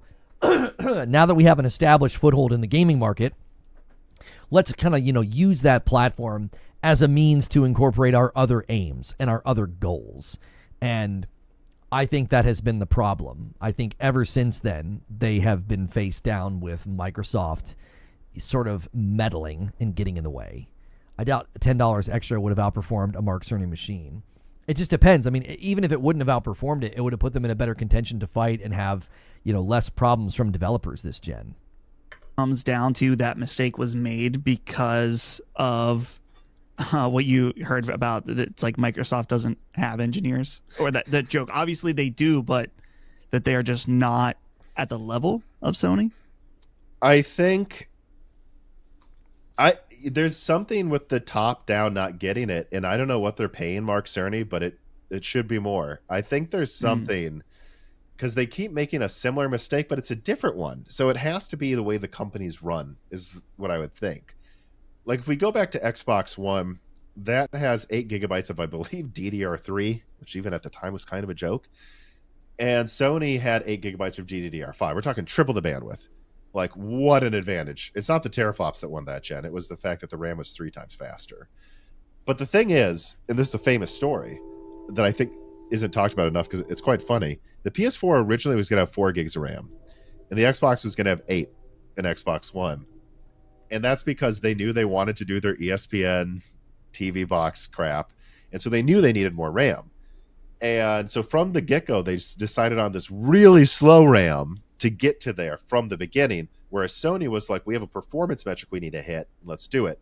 And apparently in the last year before launch, Randy Pitchford, yes, the one making everyone mad on Twitter right now, yeah, he said, and he looked a little nervous when he said this. I think he realized he may have broken an NDA, but like apparently he said to Mark Cerny directly in a meeting when Cerny was pitching them, they do this. They design the console, they go to the developers and say, this is what it's going to be. What do you think? Randy Pitchford said 4 gigabytes isn't enough. And Mark Cerny in an interview said that he almost had a breakdown. He's like, but it's perfect. We have to do this. And he's like, but can't you use 8 gigabyte with the newest memory that just came out if you put it on both sides of the board? And he's like, we could, but that's going to get into a whole fight with leadership over if we can afford this. And Randy Pitchford apparently said to him, like a direct quote, you will win by default if you give it 8 gigabytes. I'm just telling you. Like this will be like 360 getting the extra RAM last minute versus PS3. And he did it, and that the rest is history. And so there was this weird decision early on by So hate him as much as you want, but Pitchford, and this is where Cerny and PlayStation have a history of listening to developers. You had somebody in the room that say what you want about Randy. Randy was like, look, man, you're going to win if you do this because he understands he's on the forefront of that. Like, we're making games. We know where the struggles are. We know where the frustrations are. You're going to win if you do this. And Cerny took it under advisement. And I'm here to tell you that's the kind of posture that I think that has really won the fight. I kept telling people that. I always reference that scene in The Founder where BJ Novak's character's like, you are not in the restaurant business, you're in the real estate business. And I think Mark Cerny realized We are not in the business of like really making hardware. We're in the business of relationships with developers. Like that's the business that we're in. If we have a fabulous relationship with developers, the hardware will naturally fall into that. It's just going to. And I think that's where you're seeing little stories and little glimmers and glimpses into this starting to come to the surface. So Pitchford helped in that way. He didn't help Borderlands that much when he couldn't stay off Twitter for a while there, but he, and that's the thing that's why guys like Randy Pitchford have value, because they're not afraid to say something. Like his sort of belligerent, bullish attitude is probably the reason that Cerny got that advice. Because Randy was like, I'm not going to hold back here. I'm just going to straight up tell you, if you do this, you're going to win. You need to put more memory in this thing. So, by Microsoft, that we have to do this. And then last minute, we didn't make any changes to make that better, and Sony was willing to. They did the same thing with the Series X. It was built to have this much RAM. I heard, actually, you'll find this funny. It was actually, I guess it's long enough ago I can say it. Someone who worked at NVIDIA, who had a friend at Microsoft, told me that they almost gave the Series X 12 gigabytes. Series S. Series S, 12 gigabytes instead of 10. And it would have cost them an extra $20 and long-term $5. And they decided on 10. And now that's why they have all these performance issues. And so it just feels like there's an example with Series S. There's an example with Xbox One. It seems like there's always a decision by management at the last minute to cut some cost that crushes performance. And there is a reason for that. And I'm telling you, it's because that's how Microsoft operates. Microsoft is utilitarian. They build tools. They crunch P&L. That's all that matters. That is all that matters to them. They don't care about creative process. They don't care if it's going to hinder development. They don't care if the developers cry, whine, or get frustrated. It's going to be that very top-down, very corporate-minded, give me results, deal with it. We shaved off cost. That increased profit. That's priority number one. This is the problem. Everything he just said, like the pattern, that is a Microsoft culture. That is directly from them. This idea that like shave the cost down. I don't care what it does. It doesn't matter. Like that's how they operate. This is a company that got sued for improperly categorizing employees, and they made it a company policy that on a contract, you hit 18 months, you're gone, and you can't come back for 6 months because they don't want to pay health benefits. That's the company we're talking about. That's how they crunch numbers. And this is why I have said for years now, they're the devil in the room. Everybody keeps thinking that like, oh, you hate Xbox. No, I like Xbox. I loved my 360. I got a huge library over there. I got a Series X collecting dust. And all these problems stem from Microsoft. Everything coming next year. There's more layoffs. There's more studios that are going to close. The ramifications in the brand that is now in a completely different state and shape, it is because of Microsoft. You've got to see that. You free yourself from this idea that there's a console fight and I'm a pony and he hates Xbox. No, I really liked Xbox and bought their box based on my history with them. And man, oh man, did Microsoft muddle this up one more time. And I think what Moore's Law is talking about is exactly the problem. You need to know this going into the future because this is going to impact everything one more time. You know, we're hearing that AMD and Microsoft don't even have a great relationship, that like they want AMD to do everything. Okay, well, there's your seedbed for the next round of hardware from Xbox. There you go. Hopefully it yields good results because it sounds, once again, like Microsoft's in the room. Give me results. Get it done. You know, as he said, it's like the big guy on the screen in V for Vendetta yelling at him. So if you guys are enjoying the content and you want to contribute to the content, hit subscribe so you can talk in my chat. Subscribing is free, and I'll be in your feed all week doing talk shows like this. And I think that gets us into the people in charge of Microsoft are not gamers. They are not engineers. They're suits. They want to sell you a Microsoft 365 subscription, even though you can get it for cheaper for $40 for life. Like, these are the people that I think come in last minute and raise Game Pass prices. These are the people that come in last minute and just basically ruin any good idea Phil Spencer has. Although I'm not going to give Phil Spencer too much credit at this point. Not saying it's not his fault. But I think Phil's been fighting a losing battle. I think Phil's been fighting a losing battle. I think if you go back and you kind of watch the interview with him when he gets into the position and he had to have kind of this conversation with Satya Nadella, I think Satya has had his finger on the kill Xbox button for years. I think Satya has wanted to get rid of this. I think he feels like it's been a giant distraction. It's been a giant money pit. You're just sinking money into it. I think Phil has been fighting a losing battle. You know, I don't think he's been able to do the things he's really wanted to do. And, you know, now more than ever, I don't even think he's in control. I think he lost the last fight, the Alamo, right? The last standing bastion of the Xbox identity that he was protecting was putting Call of Duty on Game Pass. He won that fight. He stood there to the bitter end, holding the flag for the brand, and he won that fight. And I think it's been completely the end of his control.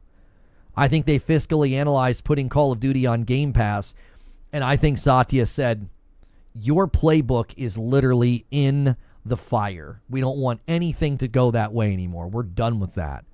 We're going to raise the price of Game Pass. We're going to make back the money we lost.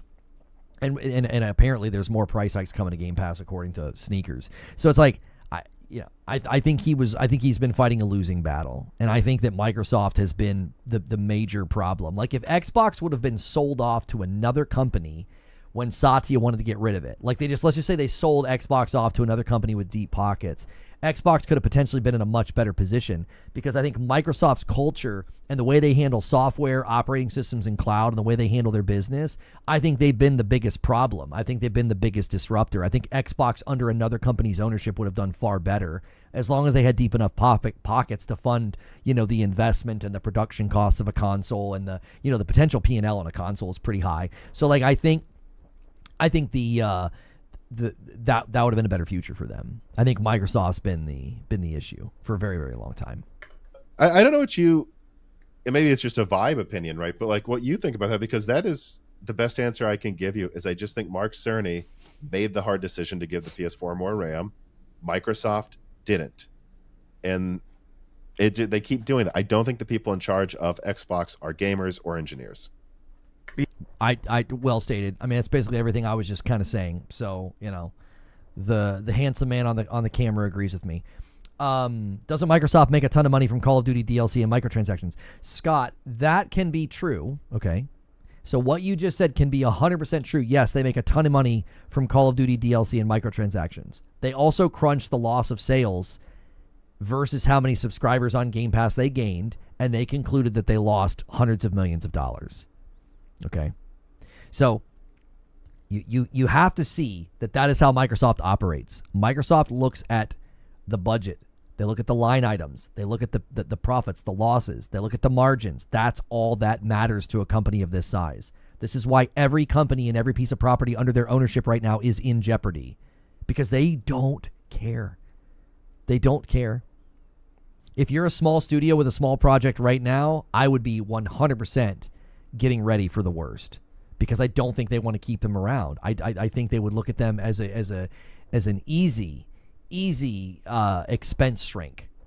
That's an easy expense shrink to get rid of a small studio that's going to have a very, very small ROI for the company. Think about how large they are.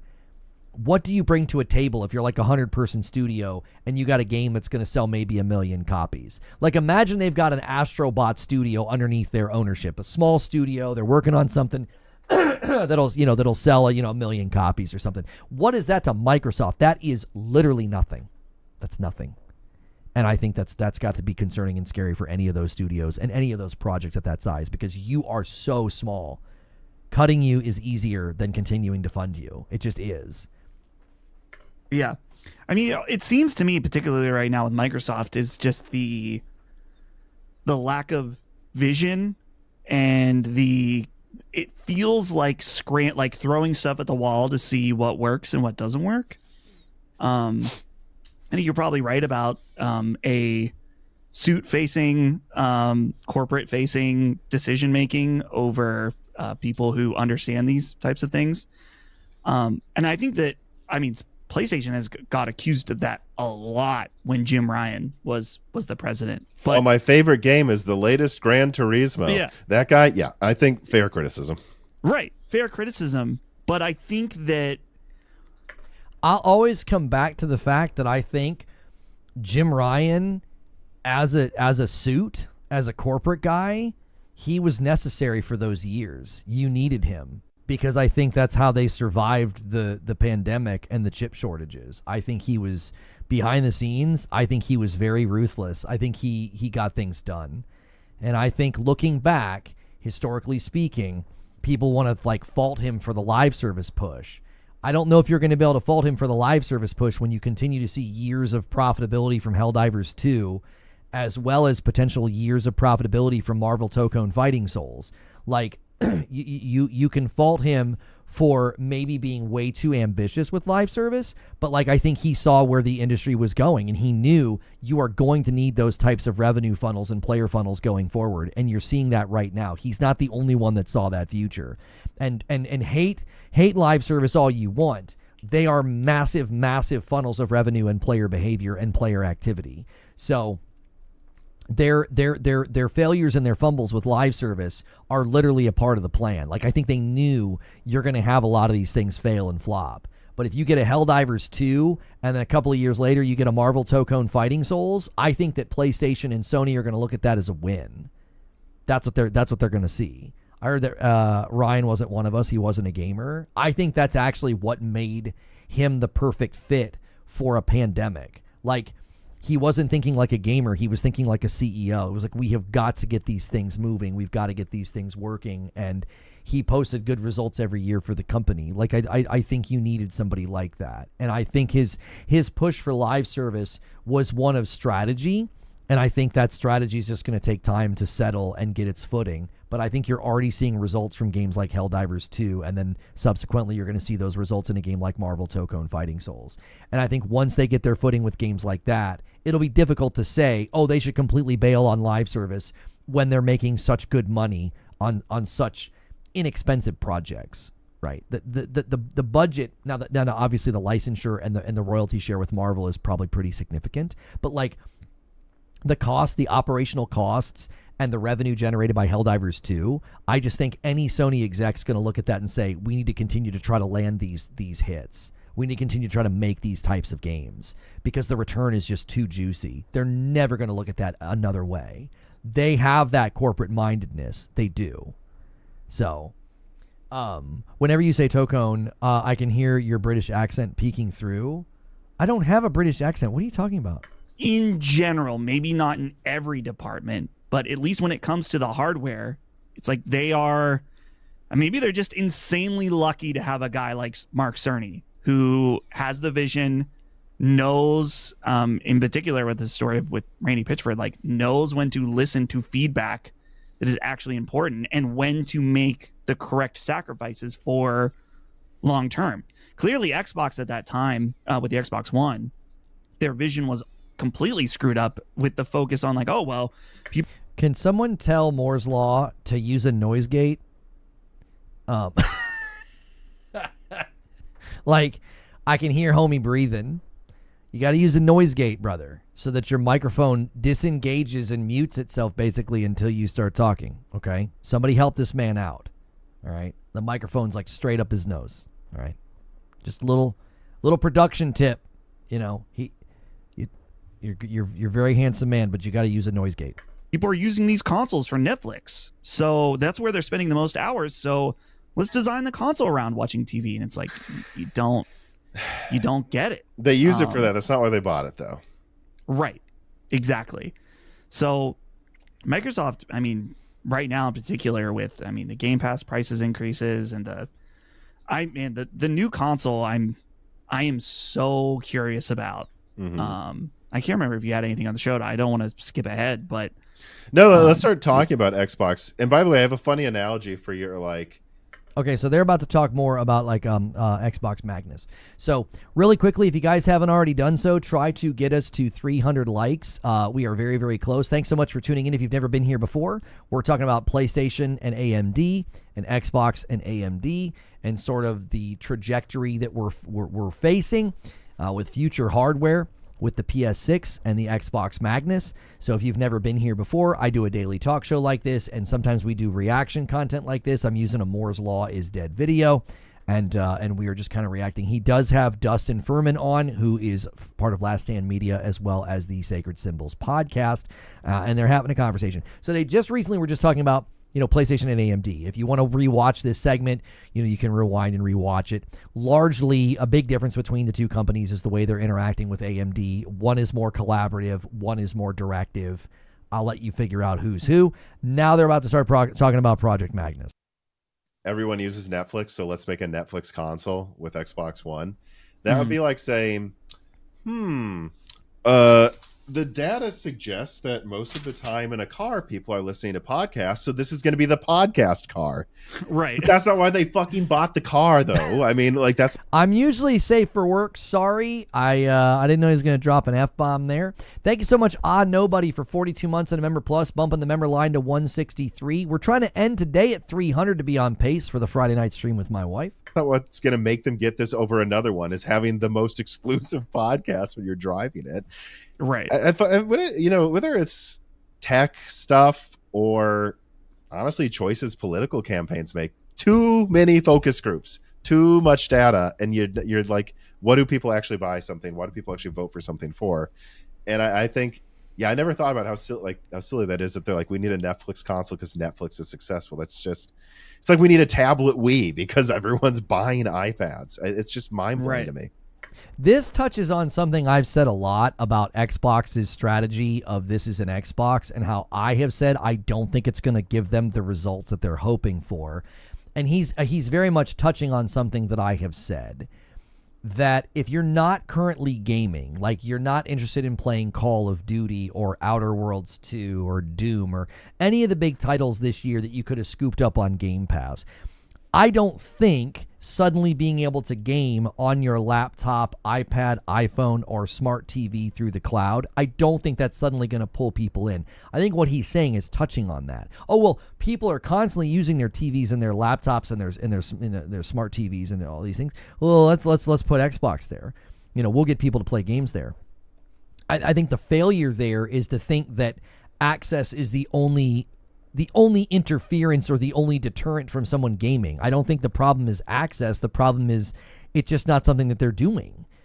So if you're presently not gaming, you're not suddenly going to game because, now I can cloud stream it through my television. If right now you aren't consuming podcasts because they don't interest you, you don't like them, you've listened to them here and there, and you've never really found it all that appealing, that's not going to change if they're like, yeah, but you can listen to podcasts on your TV now. Like, giving you the ability to access it easier in an environment that you're commonly engaging with isn't going to suddenly make the thing appealing to you. If you don't like it, you don't like it. That would be like somebody saying, I don't really watch sports. I don't really like sports. Oh, but you can watch it on your phone now. Your phone's always with you. Yeah, that's not going to change my attitude about sports if you're not a sports person, okay? If you're not gaming, if you're not into gaming and you don't do the gaming thing, you're not going to suddenly start gaming just because they've removed a barrier. And it's like, well, you can do it right on your TV or your phone. The other thing that people need to think about is their entire push into this, the Play Anywhere, the xCloud, the ecosystem approach, is coinciding with price increases. So like you're asking non-gamers to throw down quite a bit of change, quite a bit of money to fold into your ecosystem. Like your whole play it day one on Game Pass marketing beat, that drum beat now is play it day one on Ultimate Game Pass for $30. Like I think that's just, again, you're asking quite a bit from people who don't play games right now. Like you're making the brand very, very difficult, I think, to square with public perception and demand and desire, especially from those who are not presently gaming. Yeah, it's you're definitely right about sometimes focus groups, you can have too much data, or unfortunately just it's good to have data. It's about having the right person on the top that can interpret it correctly, like what that actually means and what you're supposed to do. Yeah. All right. So let's get into Xbox Magnus then, because trying to think of like where I wanted to go with this, because what were you talking about? Like I closed the video like talking about how the reason Xbox, and there's an excellent Laura Fryer YouTube video that's making the rounds right now. She's Oh one yeah, of the I saw founders. it. Yeah. And she basically talks about how Microsoft Xbox fell apart because they didn't really know what gamers want and stopped caring about them. And they really lost what she really said is they like lost a soul. There was no soul. There was no reason to get an Xbox, to get Xbox games, to care about owning an Xbox. And that all deteriorated basically over the Xbox One era and later. And I would argue actually even late 360 gen. And because of that, like it just seems like it's kind of doomed. And the only way Xbox Magnus, their next generation, is going to succeed, like a big point I make at the end is the only way you win a console war against people who know what they're doing is you have to be more creative and have the best games and gimmicks, so that with a powerful brand, so that like with the Switch 2, and I show a picture of that in the video, like people will pay more than they probably should for your hardware because they want that gimmick and they want that experience and they're willing to pay for it.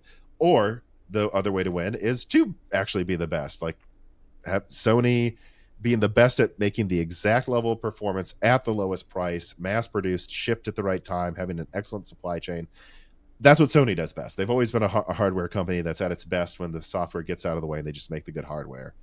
So the third way is software. The third way to win would be you can't beat Nintendo in creativity and you can't beat Sony in logistics. What you can do, though, is you could have software that makes, or in features that makes your console that costs more feel like it's worth paying more for, which they should do because they are a software company.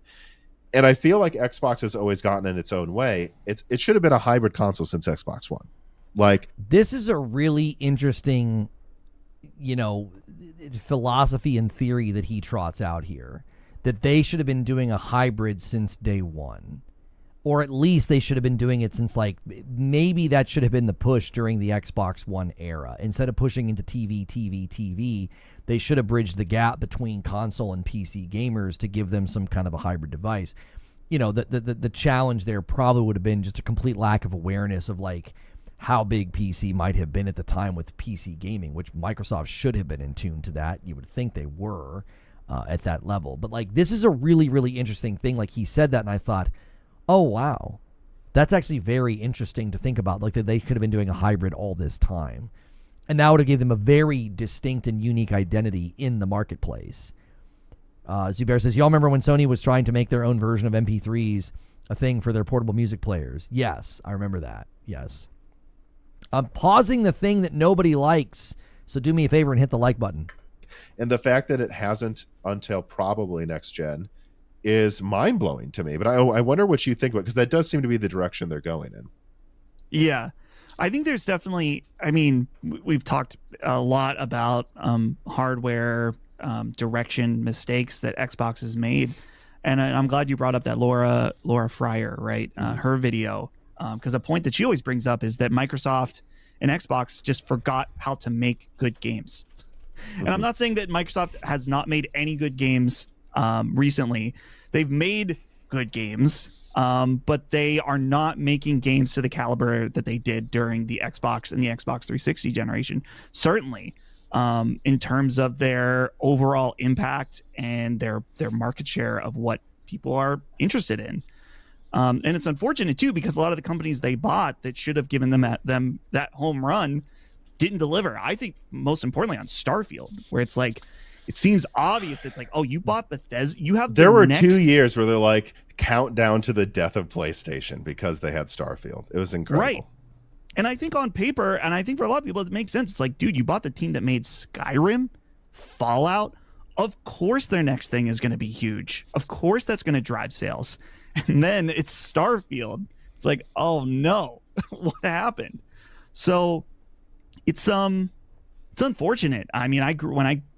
Growing up, I was super into 360 because Sony priced me out when I was a kid of getting a PS3. So, and dude, Halo at that time, that was for a kid in his early teen years.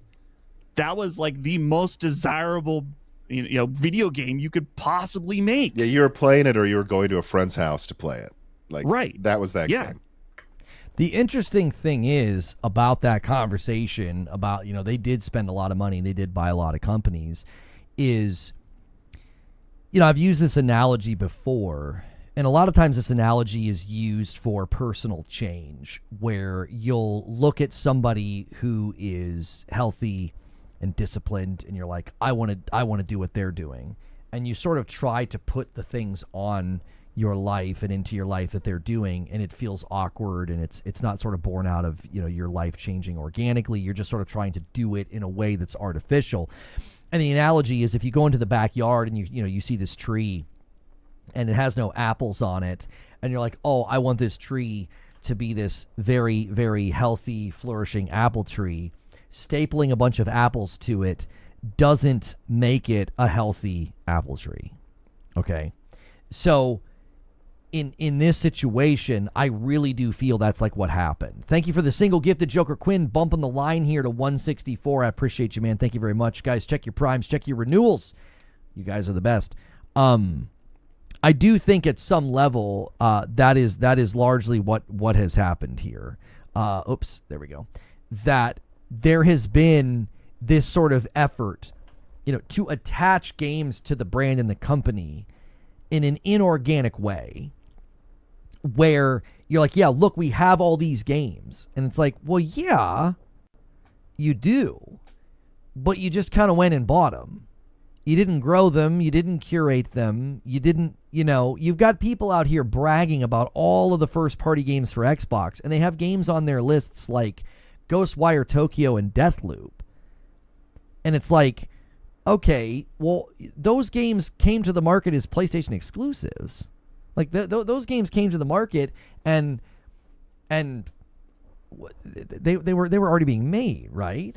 Now, grafting's a thing for trees, by the way. Right, Stone Spire's trying to set up a 10-bomb dunker. He bumps the line to 165. We're now 10 away from 175. Whichever platform hits this gets the gifted member. Thank you so much, Stone Spire.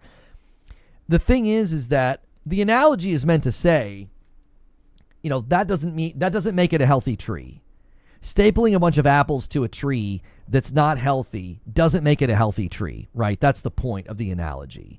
And the point of my analogy is suddenly buying a bunch of games that were already in production, already coming to the market, or were already delivered. Like, that didn't suddenly make Xbox healthy in regards to like curating and curating talent and creative endeavors. It gave this appearance of strength. And it was like, okay, but really, is it strength? You bought stuff that was already coming to the market. I remember I was on a podcast and I was like, this isn't additive to the market. These games are already coming to the market. All you're doing is avoiding buying them. You're like, yes, I'm so glad this happened. These games are going to hit Game Pass, right? I was like, that's not additive to the market. These games are already coming to the market. You have just now been given the ability to not purchase them. And Joker Quinn, the Ruiner, ruined Stone Spire setup. Thank you, Joker Quinn. So I think what they're talking about is like, it honestly feels like it just kept things sort of satiated for a time, but now the mask is kind of slipping. And it's like, I think people are going to slowly start to realize that Microsoft is not the best company to be owning so much gaming property. I think people are going to come to that realization if they haven't already. They're going to come to that realization next year. And a lot of it started with these purchases. These purchases were an act of stapling apples to an unhealthy tree to give the appearance of health and something that's flourishing that's not. Hang on, I hit spacebar on the wrong one. Halo was the game. You played it, whether it's online, you would get together with your friends. It was everything. And now it's just like, so I was saying that Xbox still is making good games. Forza Horizon is super successful and people are really into that. But they're not making games that really dominate at all. So I'm very curious, and I actually wanted to talk about this next generation console. And this is something we've talked about a ton on Sacred Symbols, is the idea of the PC console hybrid. And I'm sure that when Colin was on here with you, that this was a large part of the conversation, is just this idea of like, if you give users the ability to purchase a game on Steam instead, circumventing your own store. This is one of do his you make go-to money? rants right now. Like, how could they? But he's right. He's right. Exactly. And the question I wonder too, and since you know so much more about the technical side, the thing that I've been trying to work through is that I'm like, okay, if this is a PC console hybrid, are they sacrificing backwards compatibility with Xbox Series for this next console? Because that, if true, is crazy to me. That is actually insane. I mean, I don't know from a technical perspective, like, could it be this piece? It runs Steam. It has a more standard version of Windows, their gaming Windows that they have out now. It has that, but it also runs your old Series X library and past that. Their commitment is to total backwards compatibility. Like, it is being tested and spec'd for and purchased for according to sources. So if they abandon that commitment, that will be incredibly interesting to see, like, how that is taken. Because at that point, you will have nothing left to stay loyal to. Like, it's hard to stay loyal to Game Pass because you're not building a library and it's getting really expensive. It's hard to stay loyal to the console when the next console's not really going to look and feel like a console. It's going to feel more like a PC. And if the last sort of bastion of loyalty that you're hanging your hat on is, well, I've got my library, I've got my backwards compatibility. If that assurance and promise gets disrupted in any way, that I think would be the end for basically anybody left. Like, at that point, anybody left kind of holding the flag and holding the banner for Xbox would be like, well, now I got nothing left to stay here for. What in the world happened? I don't think that's going to happen. I think their commitment to backwards compatibility is genuine. Now, how they get there, whether or not they leverage the silicon like we heard from Jez, or they leverage AI, however they do it, like making old games playable through AI as opposed to emulators. You know, we'll have to wait and see, you know, how that pans out. But, you know, by and large, if they go back on that commitment, I think that would be more devastating to the brand than anything that's happened, because that's kind of the last thing left. Is, well, I've still got all my games from 360 Xbox One era. And if you lose that, that's kind of the end of the matter. Like, what are your thoughts on this? As far as, like, will they have to sacrifice backwards compatibility? Right. And so that was something, I believe that was a leak I put out with Colin when he came on the show. Like, it was one of those things where when I'm preparing the notes, I have a bunch of, you know, listener questions submitted ahead of time, and I'm like, yeah, okay, there's this one, there's that one, and I'll see something and I'll go, I don't actually know the answer to this. I'll just throw it to a few developers or someone at AMD and go, how would you answer this fan's question? Like, what do you think's going on? And what the feedback I got right before we started recording, I believe it was that one, was a bunch of developers saying, oh, if they try to force us to push our games onto PC that we mean for Xbox, we're going to riot. Like, we will sue them. Like, that they can't do that. It's in the contract. And so, okay, so I'm going to pause here. I want to read these quotes because the one down here below I think is incredibly important.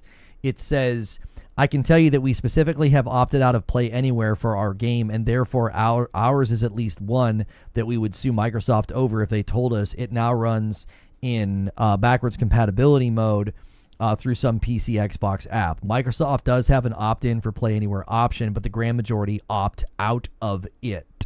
Now, what did I tell you a month or so ago? I forget when it was, when I said they're pivoting the identity of the brand and they're centering the brand around Play Anywhere. And I said that's antithetical once again to the business interests of developers and publishers. I said Game Pass was antithetical to the business interests of developers and publishers, and you made it central to the brand, and so you had to write really, really, really big checks to get companies to come on to Game Pass, making it an incredibly overly subsidized, piece of the business, which is one of the reasons why you're raising the price, and it's one of the reasons why you lost $300 million on Call of Duty putting it on there, and that's why the Microsoft suits have said, we fiscally analyzed this, what the are you doing, and we would like to recoup the cost. Well, they're going to learn really quick that developers are going to take this attitude. Like, why would we want to be on Play Anywhere? What does that do for us? You want us to do something that benefits you. It benefits you. It doesn't benefit us. What do you mean? Yes, if somebody wants to get the game on PC and their PlayStation, or their PC and their Xbox, yeah, they buy it twice. We're fine with that. You know, look how many times people bought GTA, right? Like this is antithetical to what makes a company money. And you want them to make this change and agree to this thing so it can make your brand look good. And the gaming company sitting there saying, what does this do for us? So this is something that I said developers are going to be resistant to Play Anywhere because it's antithetical to their business aims. It's not something that serves their purposes of selling copies of their game. And I think this has been a significant problem with Xbox's attitude, is they're used to being big dog in the room and everybody wants to work with them. That's what they're accustomed to. And in the gaming space, that simply isn't true. You're losing that fight now, and you're not going to be able to be like, oh yeah, don't you want to be a part of Xbox Play Anywhere? And developers are going to be like, no. As this one developer saying, the grand majority opt out of Play Anywhere. They don't want to be a part of it. I think this is another severe problem for their future and their plans with Xbox Play Anywhere, as well as this is an Xbox. I think all of those endeavors are going to come back with poor ROI, and you're going to see Microsoft really, really start to take the gaming division to the threshing floor. The gaming division, I think, is in a very, very bad spot right now, and it's because of Microsoft. Microsoft's going to analyze all this fiscally and be like, everything you guys have done has not worked well. We're not getting good results from any of these things. We're not seeing an increase in MAUs from Xbox cloud ecosystem being pushed onto Fire Sticks, TVs, and iPads. Like, we're not seeing MAU from that. We're not seeing a large enough MAU from that to result in good ROI. We're not. You know, Play Anywhere, you made it central to the brand, and you're really, really bragging about Play Anywhere. You're making it seem like, yeah, Play Anywhere, that's the way you should be treated as a gamer. And then you're going to have all these companies that are like, yeah, we don't want to be a part of Play Anywhere. So who wants to be on a device that has Play Anywhere when you can't, you can't get that? Like GTA 6 would be a great example of a game that will not be Play Anywhere day one. The most popular game in the world isn't going to be a part of your Play Anywhere. Really making people scratch their head and wonder, what in the world is this for? What that led to was me making putting out a leak that the X community notes said I couldn't be right about, which is that the handheld will not play previous gen Xbox titles natively. Do you want to know why he got community noted on that tweet? Do you want to know why? Because really, really angry Xbox fans who were completely ignorant about the handheld brigaded his tweet. That's why. And guess what? He was right. The new Xbox handheld can't play your Xbox games natively. It can't. It can't play all your Xbox games natively. He was correct. And you won some community note fight on Twitter because you guys were ravenously spreading misinformation about the device. This is why I got attacked. This is why I got ridiculed and maligned, because I said the same dadgum thing. And look at what happened. He just came out, said the facts, and got community noted, because that's what people did. They brigaded his dadgum tweet because it said something that they didn't want to admit was true. It doesn't. I was right about that, despite Elon Musk's community telling me I'm wrong. It wasn't Elon Musk's community, okay? Let's be straight about that. It wasn't. It was a bunch of very angry Xbox fans that brigaded his tweet. That's why he got community noted, for literally stating a fact. I want you to really think about what has transpired, how deep in the thicket people are with this. They are deep in there, lost, confused, misguided, ignorant, whatever you want to call it. They are so deep in the thicket. This guy makes a tweet stating a blatant, obvious, provable fact about a device, and it gets community noted that he's not right. It's unbelievable.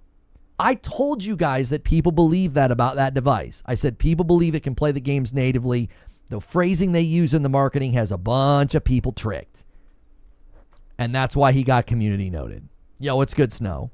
So, but it could be different with Magnus, right? Because this is actual custom hardware. Actually, there's a leak out there, not from me, but from someone else that I think it could be true, where I had heard they had a dedicated handheld APU custom built for and actually used ARM cores.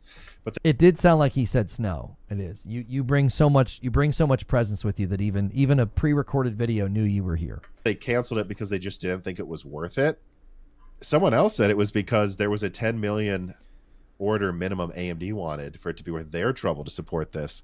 Kepler said that. So Kepler is the source of the AMD wanted 10 million and Xbox was like, that's not even going to happen. And so they canceled it. They internally canceled it. I don't know. I think Kepler's pretty reliable.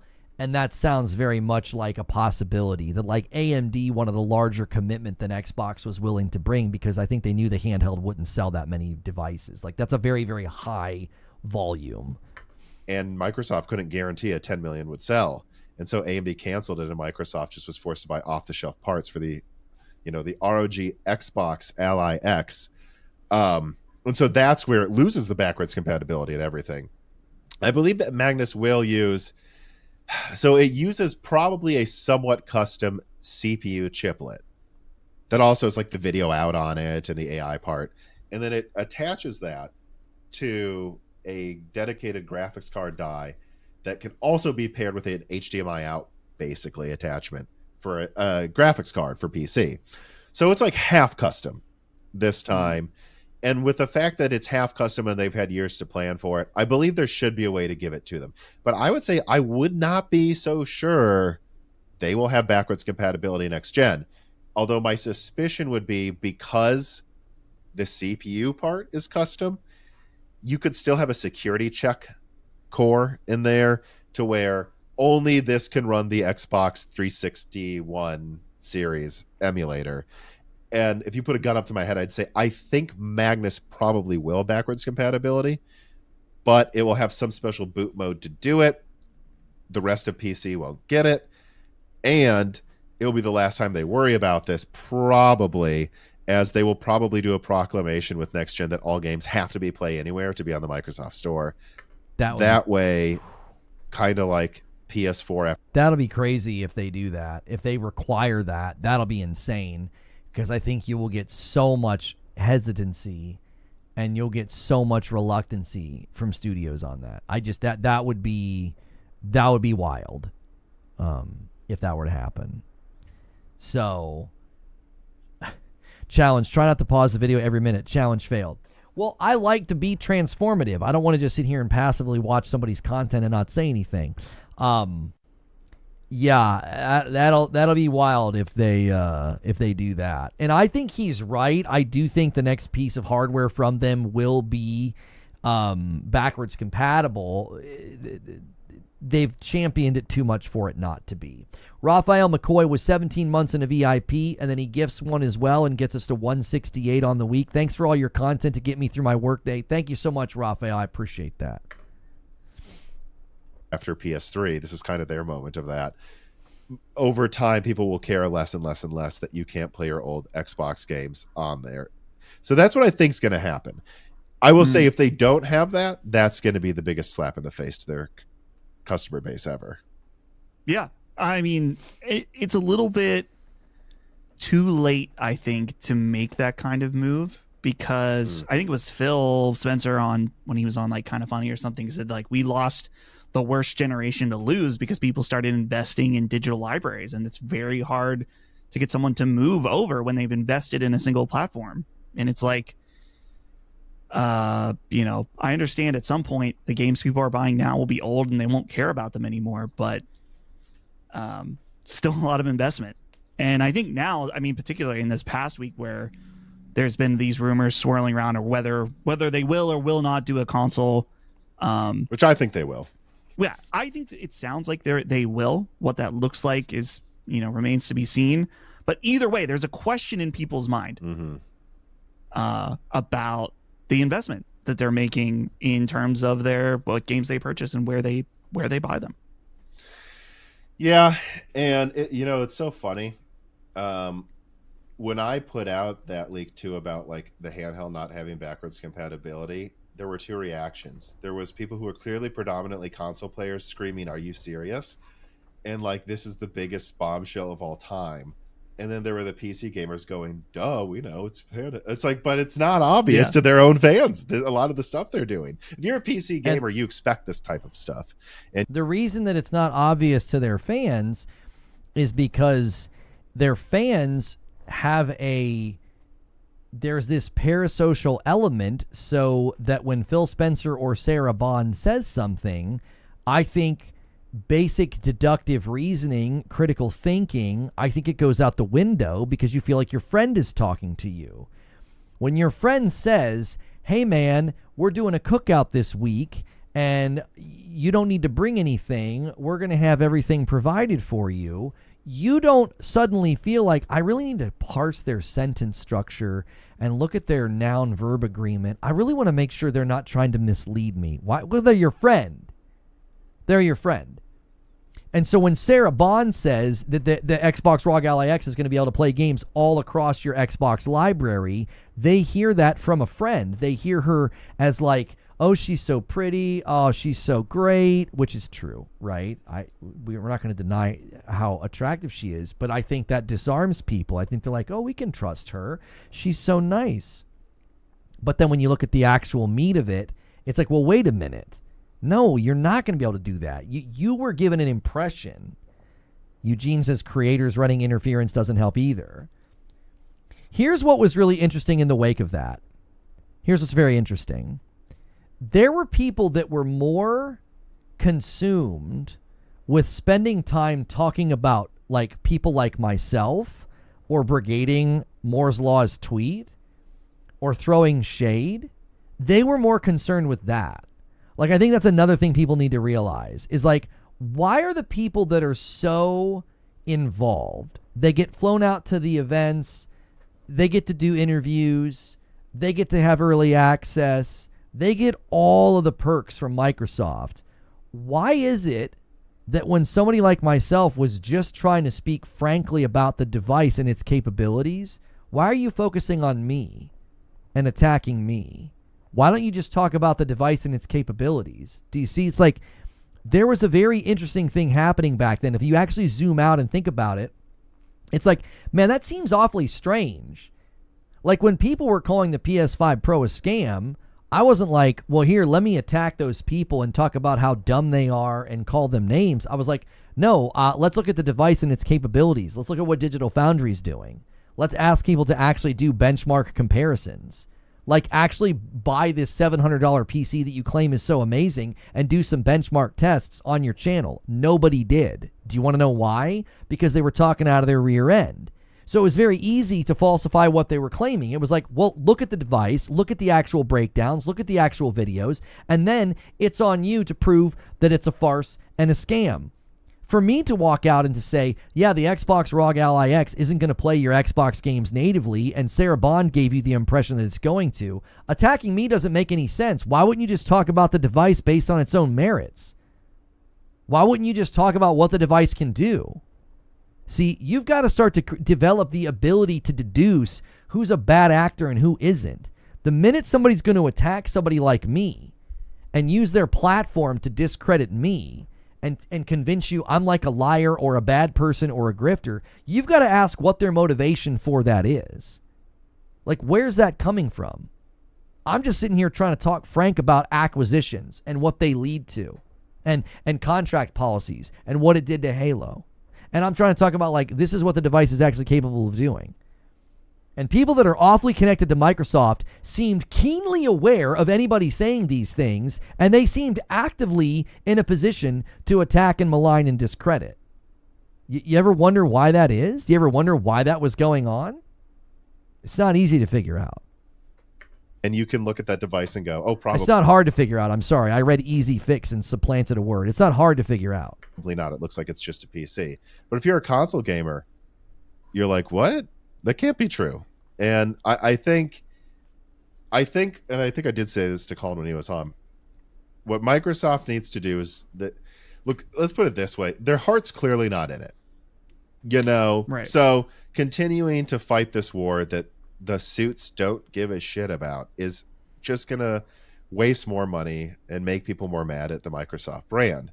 which was the opposite. Xbox was actually created to try to make Microsoft cool, and it actually kind of did for 10 years. But now I feel like they're losing that. And they really should at least try to put some effort, maybe hire Fryer back, and like try to do this well, because hire Fryer, right? Hashtag hire Fryer. This has got a good sound to it. Pac-Man on a bike says, my favorite was when Destin was live reading that it wouldn't play games natively, and he said, well, but Xbox said that it would. That right there, those 5 words, Xbox said that it would, right? Xbox said that it would. That is a microcosm of this entire problem, that their marketing makes people think something that's not true. You saw that in perfect. I mean, that is a perfect example of what we're talking about and why right now I think it's important. There will be people, I promise you today, there will be clips claiming that I'm console warring. There will be tweets and clips claiming that I'm out here saying Xbox bad, Xbox dead. Those are false claims. Those are not true. I am telling the consumer, pay attention to the patterns, pay attention to the tea leaves here. We have been here before. All signs point to you better pump the brakes and be cautious. Don't buy into the promises. Don't buy into the marketing. Let them prove it to you. Let them deliver a device that truly is delivering on what they promise. Like, I'm advising caution. I'm advising skepticism. I think that is completely fair given the brand's history. Given the brand's history, I think caution and skepticism is warranted right now. Don't tell me that we're 5 years into this gen and you're satisfied and happy and you're like, this is exactly what I thought Xbox was going to do this gen. If you tell me that, I know you're not telling the truth. None of us expected that. None of us expected to be here. So me advising the consumer to pay attention to patterns and be cautious and skeptical, I think is the appropriate way to speak to consumers. It respects your intelligence. Anybody that wants to paint what I'm doing today as console warring, or they want to call my credibility into question, or they want to attack me, you should be asked the question, why are they doing that? Why are they doing that? Who's behind that? You really should be starting to ask that question, because nothing we've done today is console warring or attacking Xbox. Properly informing the public so that they can make good decisions in the future is what everybody should be doing with their dadgum platforms. When you see the uproar that happened with the Game Pass price hikes, it's clear that there actually still are 10 to 30 million hardcore Xbox gamers. Like, they didn't all, they're not zombie subscriptions. They weren't quiet. They didn't roll over. They all freaked out online. And so there is money to be lost if they don't have a good bridge generation. They need to give people something that the Dreamcast never gave. Sega never gave their fans with the Dreamcast, which is, this is our last console, but you don't feel like a rug was pulled out from under you.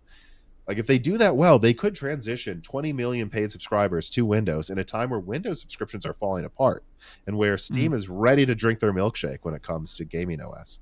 Like, so I don't know. I don't know what else there is to say to what I'm saying here, but like, yes, but they need to handle this well. Or they don't need to, but there is a lot to be lost if they don't. There is. Right. And I wonder too, with a transition to a, more of a PC-like console.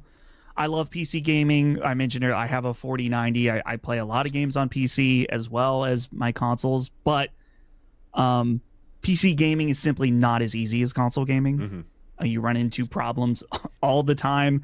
Most recently, one of the big things was like the security BIOS thing that people needed to change in Battlefield. Mm-hmm. Which was easy once I checked it out, but still, right. It sounds scary, and I was annoyed that I had to do it. Right. But I wonder, in particular, you were saying, I think before the show started, we were talking about like Windows kind of being ass now. And it's not 2005 anymore. What's the excuse, guys? Make your operating system work. Right. And I just wonder if they transition to more of a PC hybrid, what is the end? Are console gamers ready to put up with PC problems? Which, if you are used to PC, you know how to fix those things.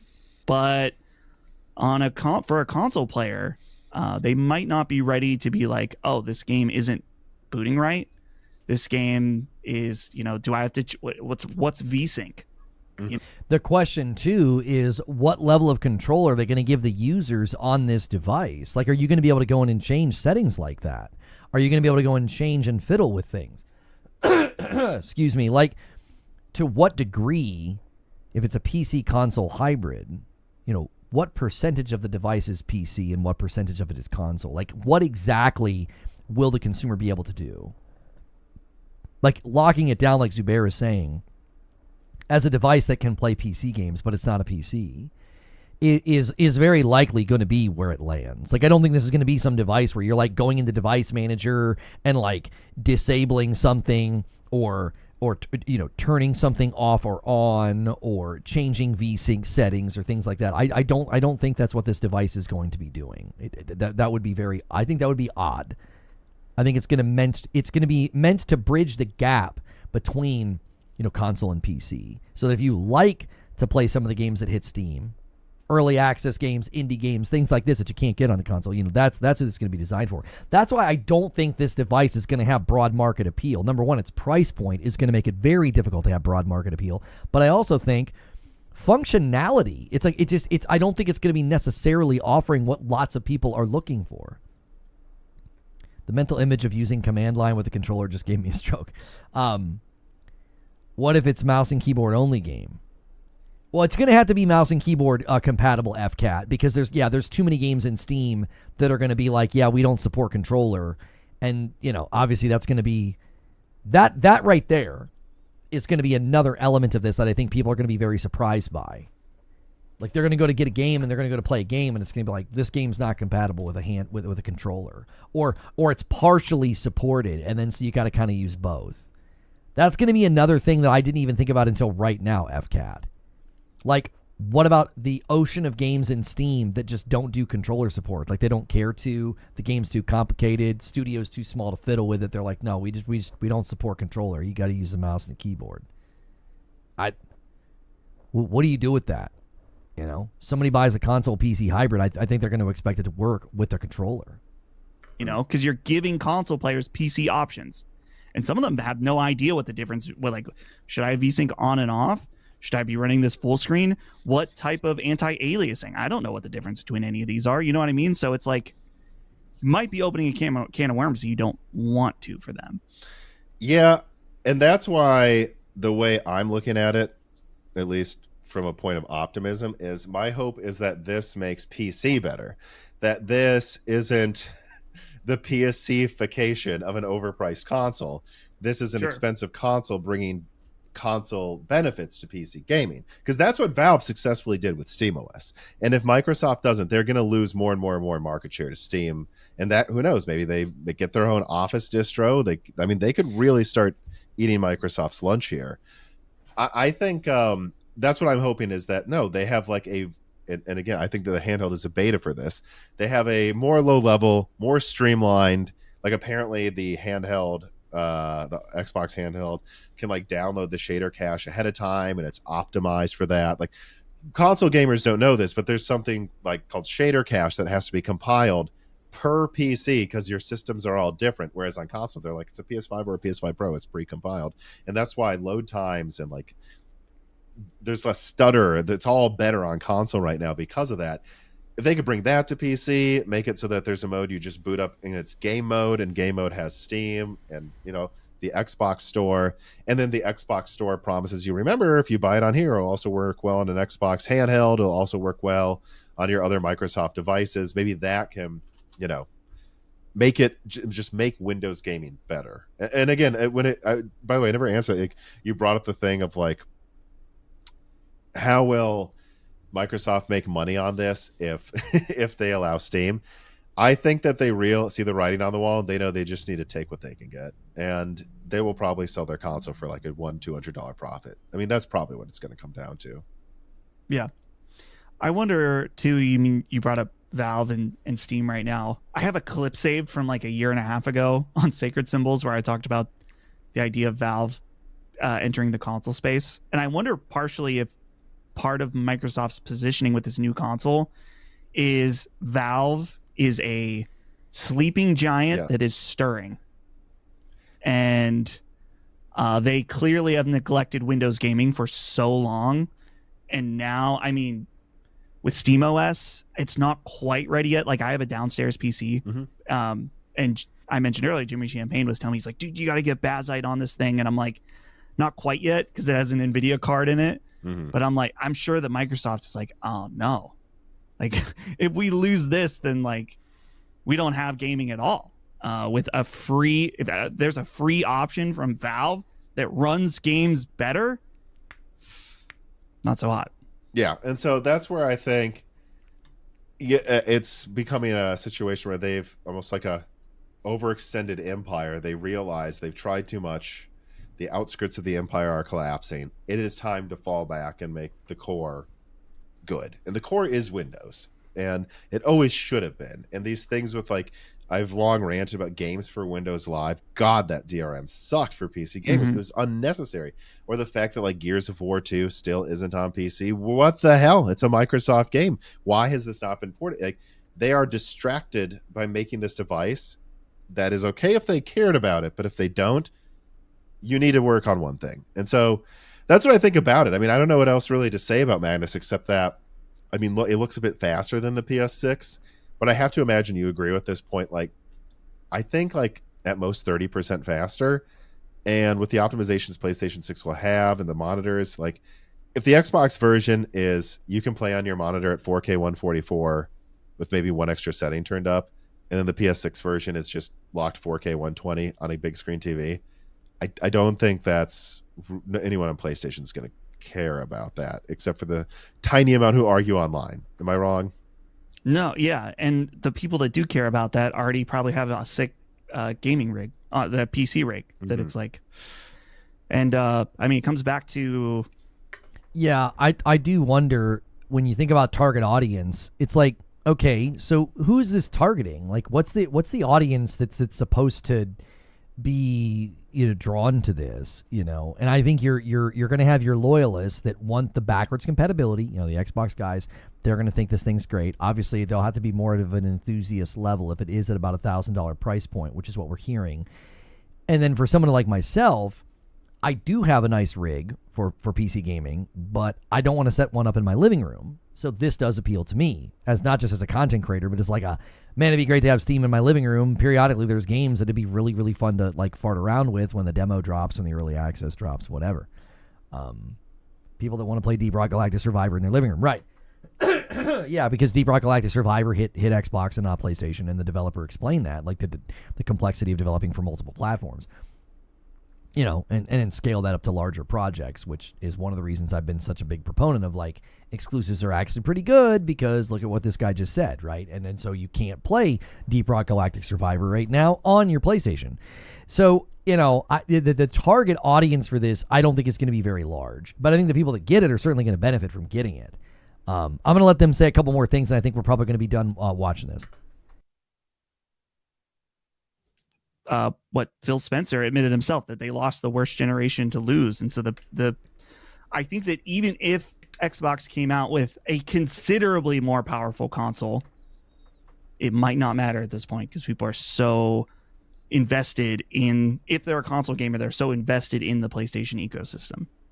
And they don't even have the card about, I mean, Game Pass arguably can be a good value for a certain type of person still at $30 a month.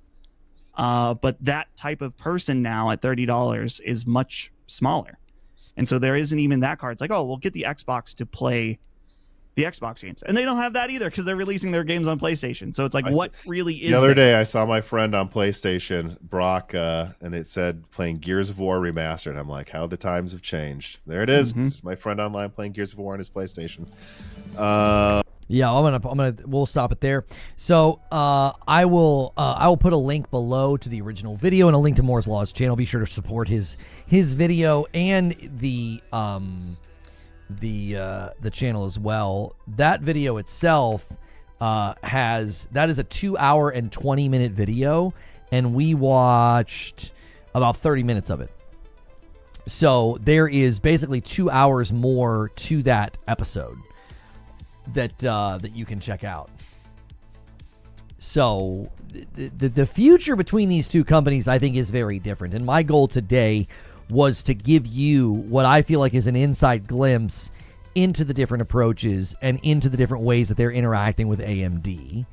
How come you never have guests on your channel? You should invite those guys on. I mean, I would love to have Moore's Laws on, or, you know, guys from Last Stand. I've never extended an offer. I don't think I'm probably big enough to really pull people onto the show. A lot of these guys are pretty busy. There's also people in the industry that probably don't want to do anything with me. I don't know if these guys are even aware of who I am, but people have pretty effectively, you know, gotten me blacklisted the last couple of years because of the way they've talked about me and treated me. So it's like, also, that's not really a core element of what I do here.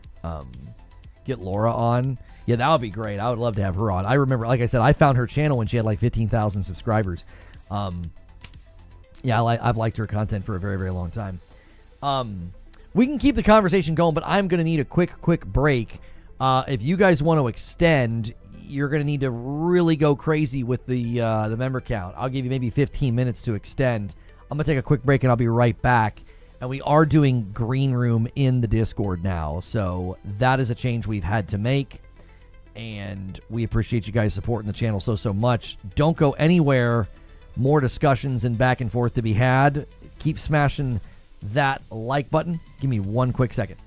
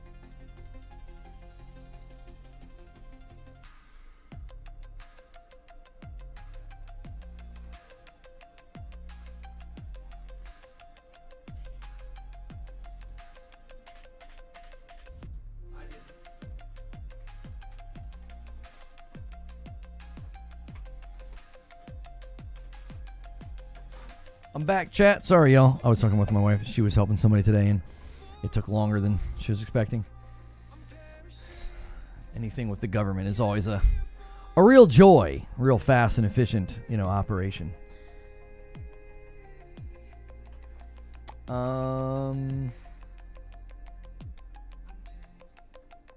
Steven Totillo is saying Yote is less of a sequel and more of a superb remix. I'd be interested to see why he's using the word remix. Like, is he using that as a praise, or is he saying they didn't do enough?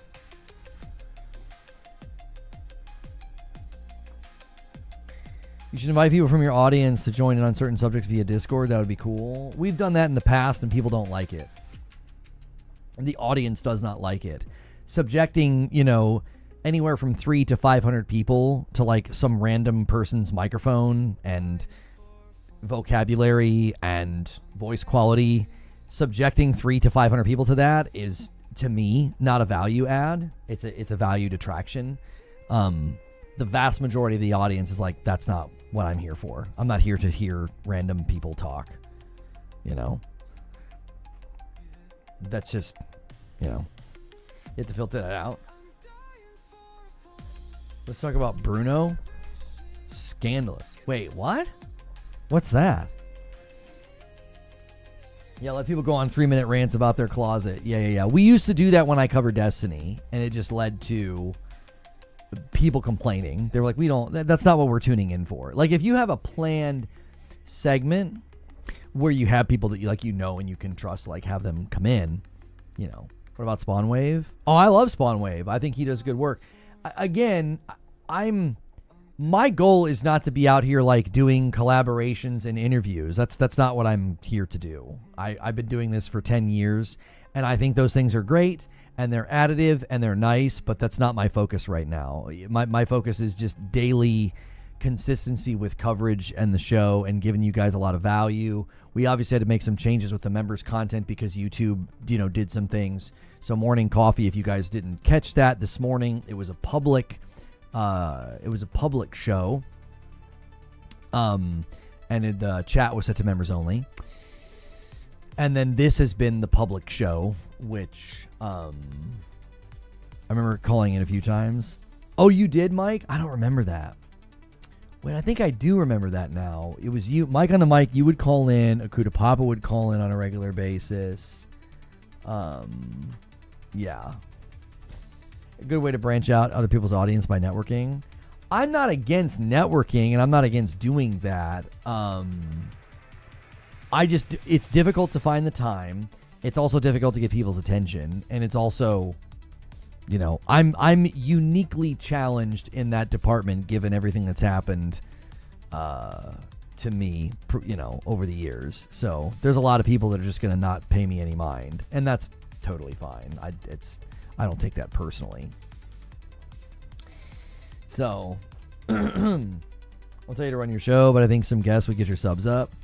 I'm not going to do things purely for the results of getting my subs up. Like, oh, you could combine with this person and get people from their audience. I'm going to do things that I think are best for the content and best for the audience. Like, that's what always matters to me the most. Like, you're going to tune back in every day, come back as often as you possibly can if you feel like your reception of value is priority one. And I have found over the years that doing shows with other people on this channel tends to get really mixed response from the core audience because it just takes away from a lot of what they're typically here for. So like a once a week thing I think makes sense. Like we had Brap call in the one time. I think people really liked that. Having a day where the mic is, in the Discord, the mic is theoretically hot and like people could jump in and talk. So that is certainly something we can look into. And I don't mind doing segments, interviews, and guest things. We're just incredibly busy trying to get this thing running with just two of us. It's me and Creature. And so it's just very, very difficult for me to take time to be like, well, let me go out here and network and send invites and try and collaborate and do this, that, and the third, when it's like I'm barely able to, we're not getting the results for the work that we're putting in because we're just in one of those really, really tough spots where things slow down. And the last thing I want to do is like start to split my attention and start like trying to do other things. I think the thing to do right now is just stick to the core content offering and make it as good as possible. And I think collaborations and podcasts and things like that come later. We're not there. We've had a very, very hard year, and it wasn't our fault, and we're trying to rectify that. If this year would have gone the direction we felt like it was going to go, and we had all this momentum and like hitting 50K subs was like this really big deal, instead of feeling like we're almost like having our knees broken and chopped. If that wouldn't have happened, then I think some of your suggestions would make more sense. Those are like sort of the natural outcomes of when you have good momentum and good growth.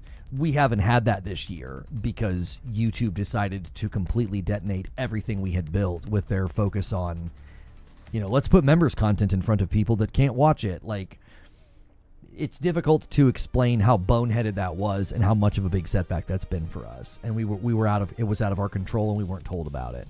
So we have some exciting stuff in the works for you guys. Just keep showing up. Yeah, I mean, we definitely have ideas and things we're going to be doing, but we really just need to get the engine running, like, consistently again. Even today, like, the turnout was really good, really solid. We just need that to happen for, like, a couple of months. Just every day, boom. The audience is here, engaged, supporting, hitting like, listening, lurking, chatting. Like, those are the things we've got to foster an environment where you do that naturally because you just think the show and the content is so good. And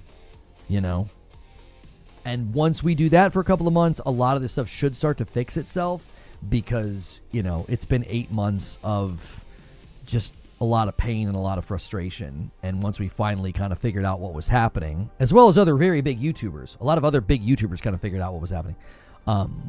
We had to make adjustments. Oh yeah, it definitely makes it hard to trust people as well, Snow. It makes it very hard to trust people. So if you guys want to be a part about what we're getting ready to go to, you're going to want to be in the Discord, okay? We have moved Green Room to the Discord. I understand that is disappointing, but having anything on the channel right now that is a members-only piece of content is incredibly, incredibly damaging, and we have to stop doing it for the time being. So the only thing that's members-only is, like, the chat during morning coffee.